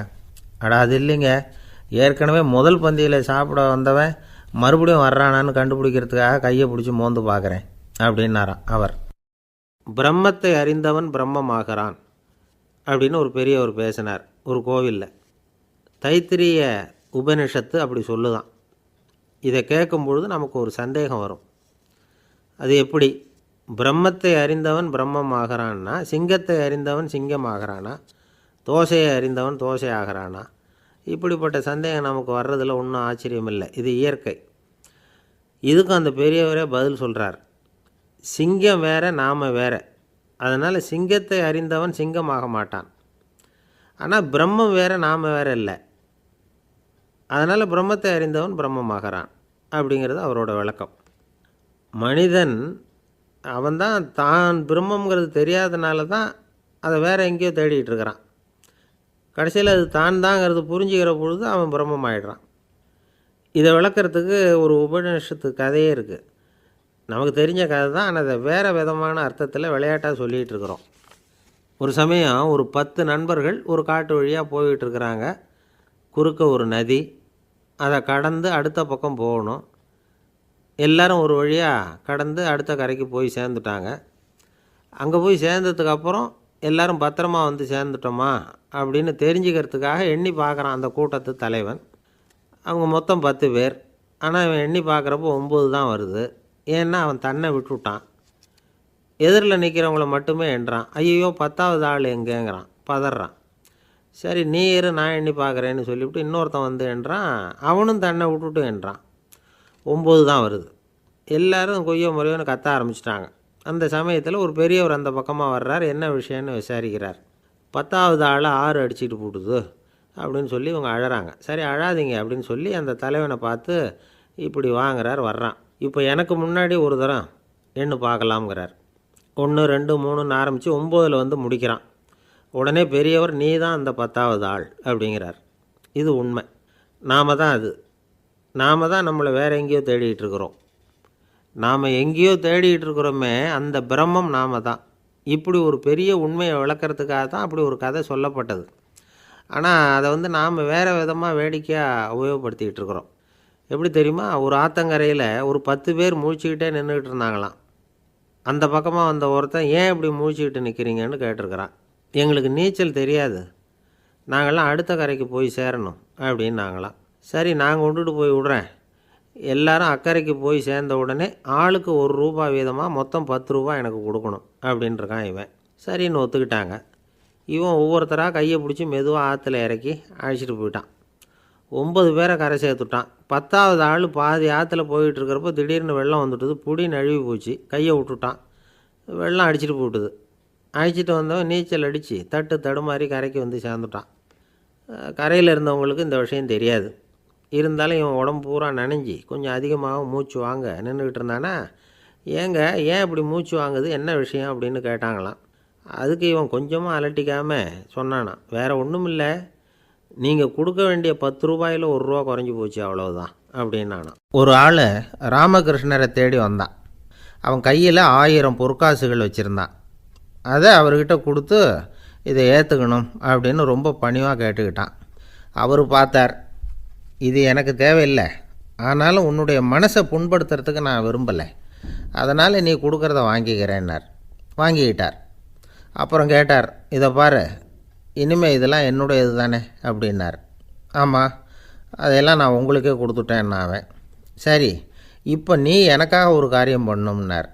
என்ன செய்யணும்னு சொல்லுங்கன்னா, இந்த நாணயங்களையெல்லாம் எடுத்துக்கிட்டு போய் கங்கை நதியில் எரிஞ்சுட்டு வா அப்படின்னார்.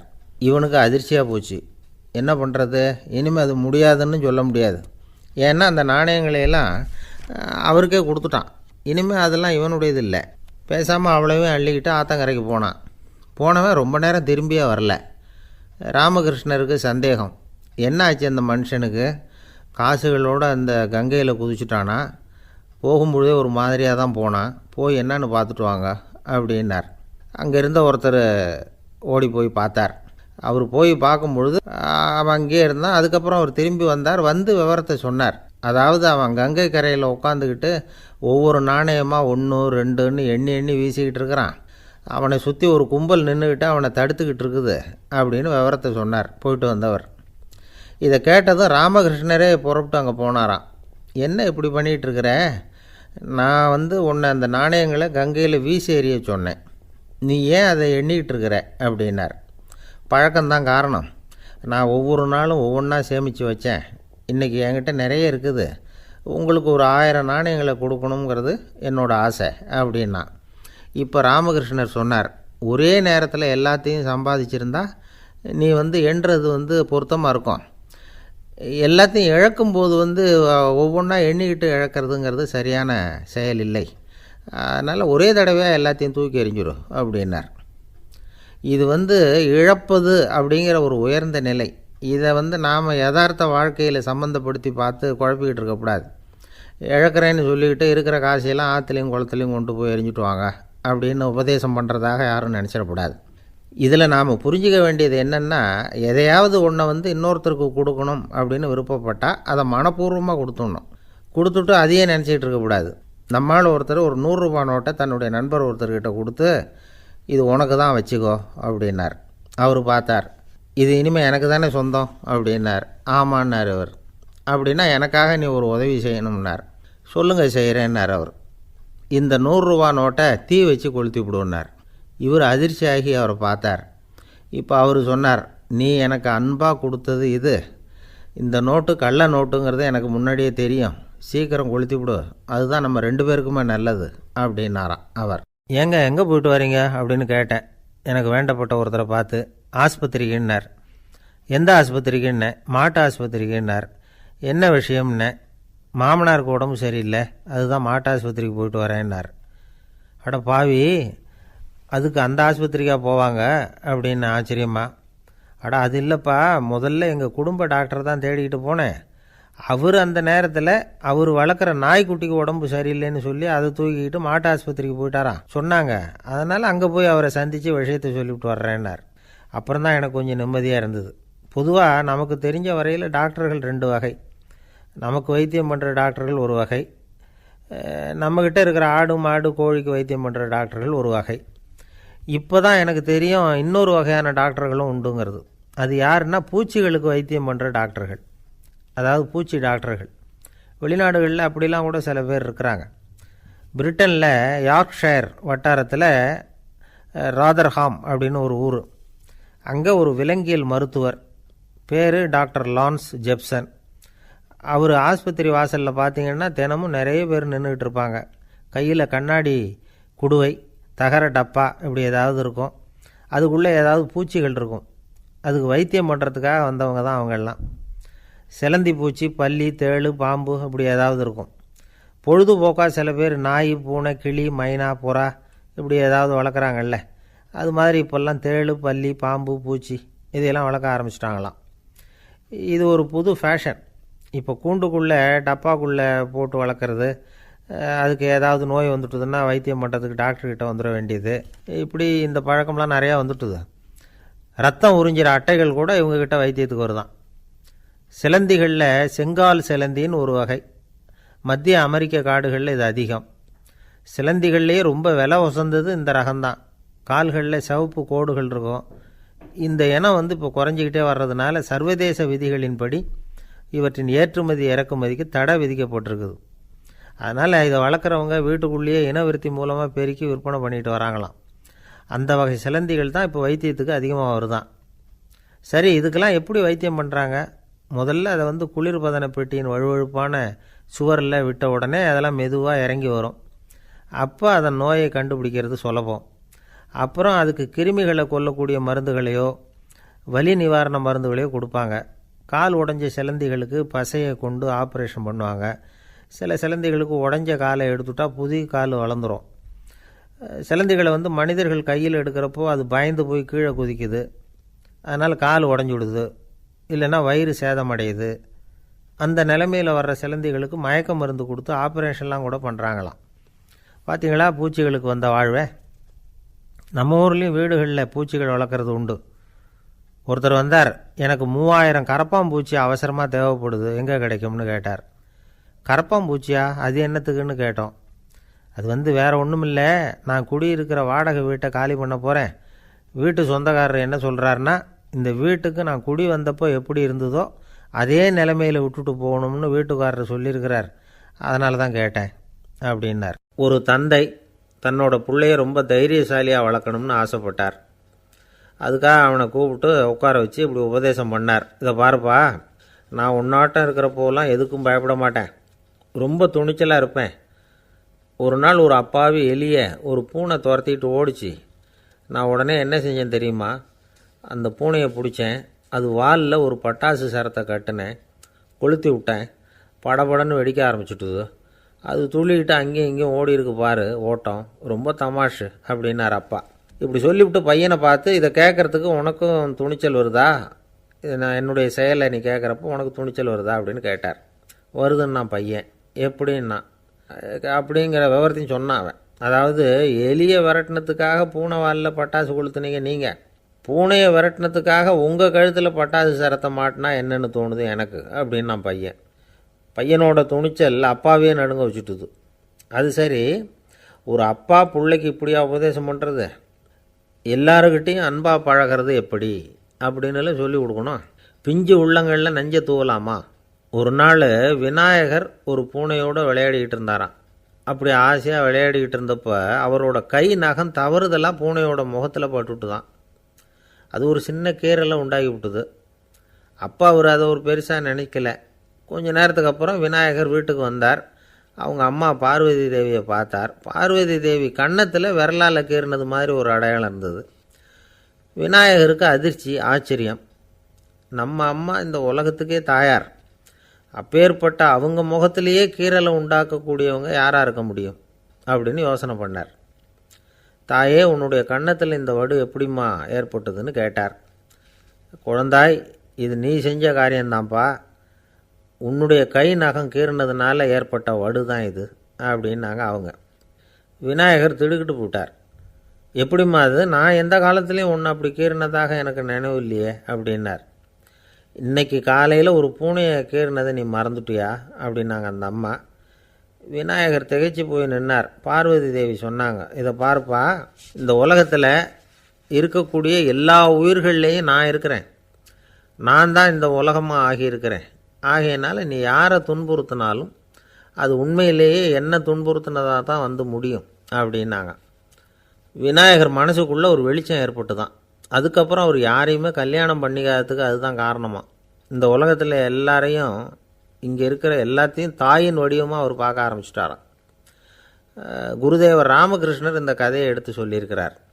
நபிகள் நாயகம் ஒரு தடவை ஒரு நாற்காலியில் உட்காந்து என்னமோ யோசனை பண்ணிகிட்டு இருந்திருக்கிறார். அப்போ அவரோட உடையில் ஒரு கீழ்ப்பகுதி தரையில் படிஞ்சு கிடந்திருக்குது. அங்கே விளையாடிக்கிட்டு இருந்த ஒரு பூனை அது மேலே வந்து படுத்து தூங்கி போச்சு.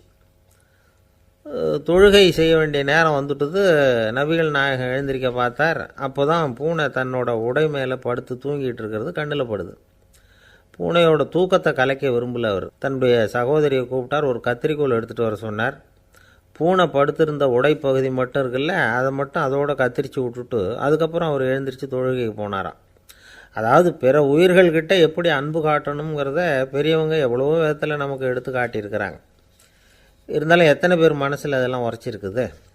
நாமளும் நம்ம ட்ரெஸ்ஸு மேலே ஒரு பூனை படுத்திருந்தா ஒரு கத்திரிக்கோலை தான் தேடுவோம், எடுத்துக்கிட்டு வர சொல்லுவோம். துணியை வெட்டுறதுக்கு பதிலாக இல்லை அதோட வாழை வெட்டினா என்ன அப்படின்னு தோணும்.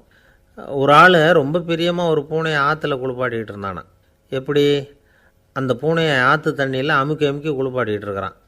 அந்த வழியாக போன பெரியவர் ஒருத்தர் இதை பார்த்தார். இதை பார்ப்பா, பூனையை அது மாதிரி ஆற்று தண்ணியில் அமுக்கி குளிப்பாட்டாத, மூச்சு திணறி செத்து போடும் அப்படின்னு அட்வைஸ் பண்ணார். நீ போய் அவன் வேலையை பார்த்துக்கிட்டு, எனக்கு எல்லாம் தெரியும்னா இவன். சரின்னு அவர் போயிட்டார். கொஞ்ச நேரம் கழித்து அவரே அந்த வழியாக திரும்பி வந்துக்கிட்டு இருந்தார். ஆற்றுல பூனையை குளிப்பாட்டிக்கிட்டு இருந்தவன் அழுதுகிட்டு உட்காந்துருக்கிறான். பக்கத்தில் அந்த பூனை செத்து கிடக்குது. இதை பார்த்தார் பெரியவர். நான் தான் அப்போவே சொன்னேனே அந்த பூனையை ஆற்றுல நினைக்காதேன்னு, அதை கேட்டிருந்தா அப்படி ஆயிருக்குமா அப்படின்னார். அந்த ஆள் கோபமாக இவரை முறைச்சி பார்த்தான். அட போய்யா, இந்த பூனை ஆற்றுல குளித்ததுனால ஒன்றும் செத்து போகல, குளித்ததுக்கப்புறம் அதோட உடம்பு ஈரமாக இருக்குதுன்னு அதை புழிஞ்சேன், அதனால தான் இப்படி ஆயிட்டுது அப்படின்னு நானா. உலகத்தில் எது எதுக்கும் ஆராய்ச்சி கூடங்கள் இருக்குதுல்ல, அது மாதிரி தூக்கத்தை பற்றி ஆராய்ச்சி பண்ணுறதுக்கு ஒரு ஆராய்ச்சி கூடம் இருக்குது. அப்படி ஆராய்ச்சி பண்ணணும்னா அதுக்கு மூழ்கிக்கிட்டு இருக்கணும்ல. அதனால தான் அந்த ஆராய்ச்சி கூடம் இங்கே இல்லை. அமெரிக்காவில் பாஸ்டன் பல்கலைக்கழக மருத்துவமனையில் அது இருக்குது. அங்கே தூக்கத்தை பற்றி பலவிதமான ஆராய்ச்சிகள் பண்ணிகிட்டு இருக்கிறாங்க. அந்த ஆராய்ச்சி கூடத்தில் இயக்குனராக இருக்கிற ஒரு நிபுணர் அவர் என்ன சொல்கிறார் தெரியுமா? உங்களுக்கு தூக்கம் வரலையா, நீங்கள் நல்லா தூங்கிறதுக்கு தாராளமாக சில யோசனைகளை என்னால் சொல்ல முடியும் அப்படிங்கிறார். யோசனை தானே, காசா பணமாக கேட்டு வச்சுக்கலாமே. உணவு, மனநிலை, தூங்கும் இடத்தோட சூழ்நிலை, படுக்கைக்கு செல்கிறப்போ உள்ள பழக்க வழக்கங்கள், இது காரணமாக ஒருத்தருக்கு தூக்கம் வராமல் போகலாம். தூக்கம் வராததுக்கு இதுதான் காரணம்னா அதையெல்லாம் சுலபமாக கட்டுப்படுத்தலாங்கிறார் அவர். தூக்கத்தை வரவழைக்கக்கூடிய ஒரு நல்ல மருந்து உடற்பயிற்சி. ஆனால் ஒன்று, படுக்க போகிற நேரத்தில் இது மாதிரி உடற்பயிற்சிகள் எல்லாம் செய்யக்கூடாது. கொஞ்சம் முன்னாடி பகல்லையே இந்த பயிற்சிகளை செய்கிறது நல்லது. தூக்கம் வராமல் அவதிப்படுறவங்க பிற்பகல் நேரங்களில் காஃபி, டீ இது மாதிரி பானங்களை சாப்பிடக்கூடாது. மது அருந்துறது கூட தூக்கத்தை பாதிக்கும். வெது வெதுப்பான நீரில் குளிக்கிறது, தியானத்தில் ஈடுபடுறது, ஓய்வாக இருக்கிறது, படுக்கிறது, அதாவது படுக்கிறதுக்கு முன்னாடி ஒரு குவளை பால் சாப்பிட்றது, இதெல்லாம் தூக்கத்தை வரவழைக்கிறது ரொம்ப உதவியாக இருக்கும். இன்னொரு விஷயம் என்னென்னா, தூங்கி ஆகணுமேங்கிற கவலை வேண்டியதில்லை. அப்படி நினச்சி கவலைப்படுறதை விட்டுடணும். தூக்கம் வரலையா, உடனே படுக்கையை விட்டு எழுந்திரிக்க வேண்டியது. வெளியில் வாங்க, வேறு ஏதாவது வேலையில் ஈடுபடுங்க, கொஞ்சம் நேரம் உலாவுங்க, அல்லது ஏதாவது ஒரு புஸ்தகத்தை எடுத்து படிங்க. களைப்பு ஏற்பட்டால் மறுபடியும் படுக்கைக்கு போங்க, தூக்கம் தானே வந்துடும். ஒரு விஷயத்தை மட்டும் நல்லா ஞாபகத்தில் வச்சுக்கணும். படுக்கைக்கு போகிறப்போ உங்கள் மற்ற எல்லா பிரச்சனைகளையும் மறந்துடணும். அது எப்படி சார் முடியும், அந்த நேரம் தானே எல்லா பிரச்சனையும் வரிசையாக ஞாபகத்துக்கு வருது அப்படின்னு நாம் நினைக்கலாம். ஆனால் பழக்கத்தில் அதை நாம் மாற்றிக்க முடியும். கொஞ்சம் முயற்சி பண்ணணும், அவ்வளோதான். இது எல்லாமே ஆராய்ச்சி பண்ணி பார்த்துட்டு அந்த நிபுணர் சொல்கிற கருத்து தான். இன்னொரு விஷயமும் அவர் சொல்கிறார். அது என்னென்னா, உடல் கோளாறு காரணமாக தூக்கம் வராமல் அவதிப்படுறவங்களுக்கெல்லாம் இந்த யோசனைகள் சரியாக வராது அப்படிங்கிறார். அதுக்கெல்லாம் மருத்துவ சிகிச்சை கொடுத்து தான் சரி பண்ணணும். சில பேருக்கு நடு ராத்திரியில் மூச்சு திணறல் ஏற்பட்டு தூக்கம் வராமல் போயிடும். ஊரெல்லாம் தூங்குறப்போ தான் மட்டும் தூங்காமல் மூழ்கிட்டு இருக்கிறது, ஊரெல்லாம் மூழ்கிட்டு இருக்கிறப்போ தான் மட்டும் தூங்குறது, இது மாதிரி கோளாறுகளால் சில பேர் பாதிக்கப்படலாம். கால் தசை முறுக்கிக்கிறதுனால சில பேருக்கு அடிக்கடி விழிப்பு வரலாம். மன அழற்சி காரணமாக சில பேருக்கு தூக்கம் வராது. இது மாதிரி கோளாறுகளுக்கெல்லாம் அதுக்கு தகுந்த மாதிரி சிகிச்சை கொடுத்து தான் சரி பண்ண வேண்டியிருக்கும். எந்த கோளாறும் இல்லாமல் தூக்கம் வரலைன்னா ஆரம்பத்தில் சொன்ன முறைகளை கடைப்பிடிச்சி பார்க்கலாம். தூக்கம் வந்ததுன்னா யோசனை சொன்ன அந்த நிபுணருக்கு நன்றி சொல்லலாம். ஒருத்தர், ஏன் சார் பஸ்ஸில் தூங்குறது கெட்ட பழக்கமானு கேட்டார். இல்லையே, நான் கூட பஸ்ஸில் போகிறப்ப தூங்கிட்டு தானே போவேன் அப்படின்னார் இன்னொருத்தர். அப்புறம் ஏன் என்ன டிரைவர் வேலை வேணாம்னு வீட்டுக்கு அனுப்பி வச்சுட்டாங்க அப்படின்னாராம் அவர். ஒருத்தரை பார்த்து உன்னுடைய நண்பர்கள் யார் அப்படின்னு ஒரு கேள்வி கேட்டு பாருங்க. கொஞ்சம் யோசித்து பதில் சொல்லுவாங்க. அவங்கக்கிட்டேயே உன்னுடைய எதிரிகள் யார் அப்படின்னு கேளுங்க, கடகடன்னு ஒப்பிச்சிருவாங்க. நம்ம மனசு இருக்க அது எப்படின்னா, நம்ம நண்பர்களை விட எதிரிகளை அது நல்லா ஞாபகத்தில் வச்சுக்கும். இது ஒரு ஆச்சரியமான உண்மை. உங்களால் நண்பர்களை மறந்துட முடியும், ஆனால் எதிரிகளை மறந்துட முடியாது. இது ஒரு வேடிக்கையான நிலைமை தான். அழகான தருணங்களை நாம் ஏன் மறந்துடுறோம்? இது இயற்கை. ஏன்னா நம்ம மனசு மலர்களை கவனிக்கிறதில்ல, அதில் இருக்கிற முள்ளை தான் கவனிக்குது. தன்னை காயப்படுத்துகிற எதையும் அது உடனே கண்டுகொள்ளுது. ஒரு தெளிந்த சிந்தனை உடைய மனசு மிக அழகாக உள்ள எல்லாத்தையும் கவனிக்கும். அது நன்றியுடன் உணரக்கூடிய எல்லாத்தையும் பார்த்து குறிச்சிக்கும். இப்படிப்பட்டவங்க வாழ்க்கை இயல்பாகவே நல்லா அமையும். அது ரொம்ப அபூர்வம். மனசில் உள்ள ஒரு சிறிய அமைப்பை மாற்றுவதை பொறுத்து தான் இந்த விஷயம் அப்படிங்கிறார் ஓஷோ. ஒரு யூத கோவில் இருந்து தான், அது யூதர்களின் மடமாகவும் இருந்தது. அங்கே ஒரு தலைமை குரு, அவர் ரொம்ப கண்டிப்பானவர். அந்த கோவிலை ஒட்டி ஒரு தோட்டம். ஒரு நாள் காலையில் அந்த தோட்டத்தில் 2 இளம் யூதர்கள் நடந்து போய்கிட்டு இருக்கிறாங்க. காலையில் 1 மணி நேரம், மாலையில் 1 மணி நேரம் அவங்க அந்த தோட்டத்தில் நடக்கிறதுக்கு அனுமதி உண்டு. மற்ற நேரங்களில் அவங்க மத புத்தகங்களை படிக்கணும், பிற விதிமுறைகளை கடைபிடிக்கணும். அந்த 2 பேருமே தொடர்ந்து புகைப்பிடிக்கிற பழக்கம் உள்ளவங்க. ஆனால் கோவில் மடத்தில் இருக்கிறப்போ அவங்க புகைப்பிடிக்க முடியாது, அது கடுமையான குற்றம். சரி, நாம் தோட்டத்தில் இருக்கிறப்போவாவது புகைப்பிடிக்கலாமா அப்படின்னு ஒரு ஆசை அவங்க 2 பேருக்குமே. இருந்தாலும் பயம். இப்படி கேட்டால் மதகுரு என்ன சொல்லுவாரோ அல்லது என்ன செய்வாரோங்கிற பயம். இப்படியே கொஞ்ச நாள் ஆச்சு. ஒரு நாள் அந்த 2 பேரில் ஒருத்தன் ரொம்ப கலங்கி போய் அந்த கோவிலிருந்து வெளியில் வந்துக்கிட்டு இருந்தான். வந்தவன் நேராக தோட்டத்து பக்கம் போனான். அங்கே இன்னொருத்தன் ஆனந்தமாக புகை பிடிச்சிக்கிட்டு இருக்கிறான். அதை பார்த்து தான் இவனுக்கு அதிர்ச்சி. அட கடவுளே, என்ன இது, நீ கேட்காமலே ஆரம்பிச்சிட்டியா அப்படின்னா. இல்லை நான் கேட்டுவிட்டு தான் ஆரம்பிச்சிருக்கேன்னா அவன். அப்படியா, என்ன மனுஷன் இவர், நானும் தான் கேட்டேன், என்ன கண்ணாமுன்னான்னு திட்டிவிட்டார். இது என்ன கோவிலா இல்லை நரகமா? உனக்கு புகை பிடிக்கணும்னு ஆசையாக இருந்தால் நரகத்துக்கு போகணும்னு சொல்லிவிட்டார். அது சரி, உன்னை மட்டும் எப்படி அனுமதிச்சார் அப்படின்னு கேட்டான் இவன். அவன் சிரிச்சுக்கிட்டே, நீ எப்படி கேட்ட சொல்லு அப்படின்னா. நாம் இந்த தோட்டத்துக்கு வர அனுமதிக்கப்பட்டிருக்கிறதே ஜபத்துக்காகத்தானே, அதனால் நான் ஜபம் சொல்லும் பொழுது புகை பிடிக்கலாமா அப்படின்னு கேட்டேன். அதுக்கு தான் அவர் சத்தம் போட்டு என்னை அடிக்கவே வந்துட்டார் அப்படின்னா இவன். நீ ஒரு மாதிரியாக கேட்டிருக்க, நான் வேறு மாதிரியாக கேட்டிருக்கிறேன். ஜபம் சொல்லும்போது புகை பிடிக்கலாமான்னு நீ கேட்டிருக்க. ஐயா, புகை பிடிக்கும் பொழுது ஜபிக்கலாமா அப்படின்னு நான் கேட்டேன். அதில் தப்பு ஒன்றும் இல்லை அப்படின்னு பதில் சொல்லிட்டார் அப்படின்னா. ஒரு சிறிய மாற்றம்தான் அது மிகப்பெரிய மாறுதலை ஏற்படுத்தி விட்டது. மனசு நல்ல விதமாக சிந்திக்க ஆரம்பிச்சுட்டுதுன்னா மகிழ்ச்சிக்கு பஞ்சம் இல்லை. ஒரு கஞ்சன் ஆற்றுல விழுந்துட்டான். வெள்ளத்தில் தத்தளிச்சிக்கிட்டு இருக்கிறான். கரையில் நின்ன ஒருத்தர் உன் கையை கொண்டா இப்படி பிடிச்சி இழுத்து கரையில்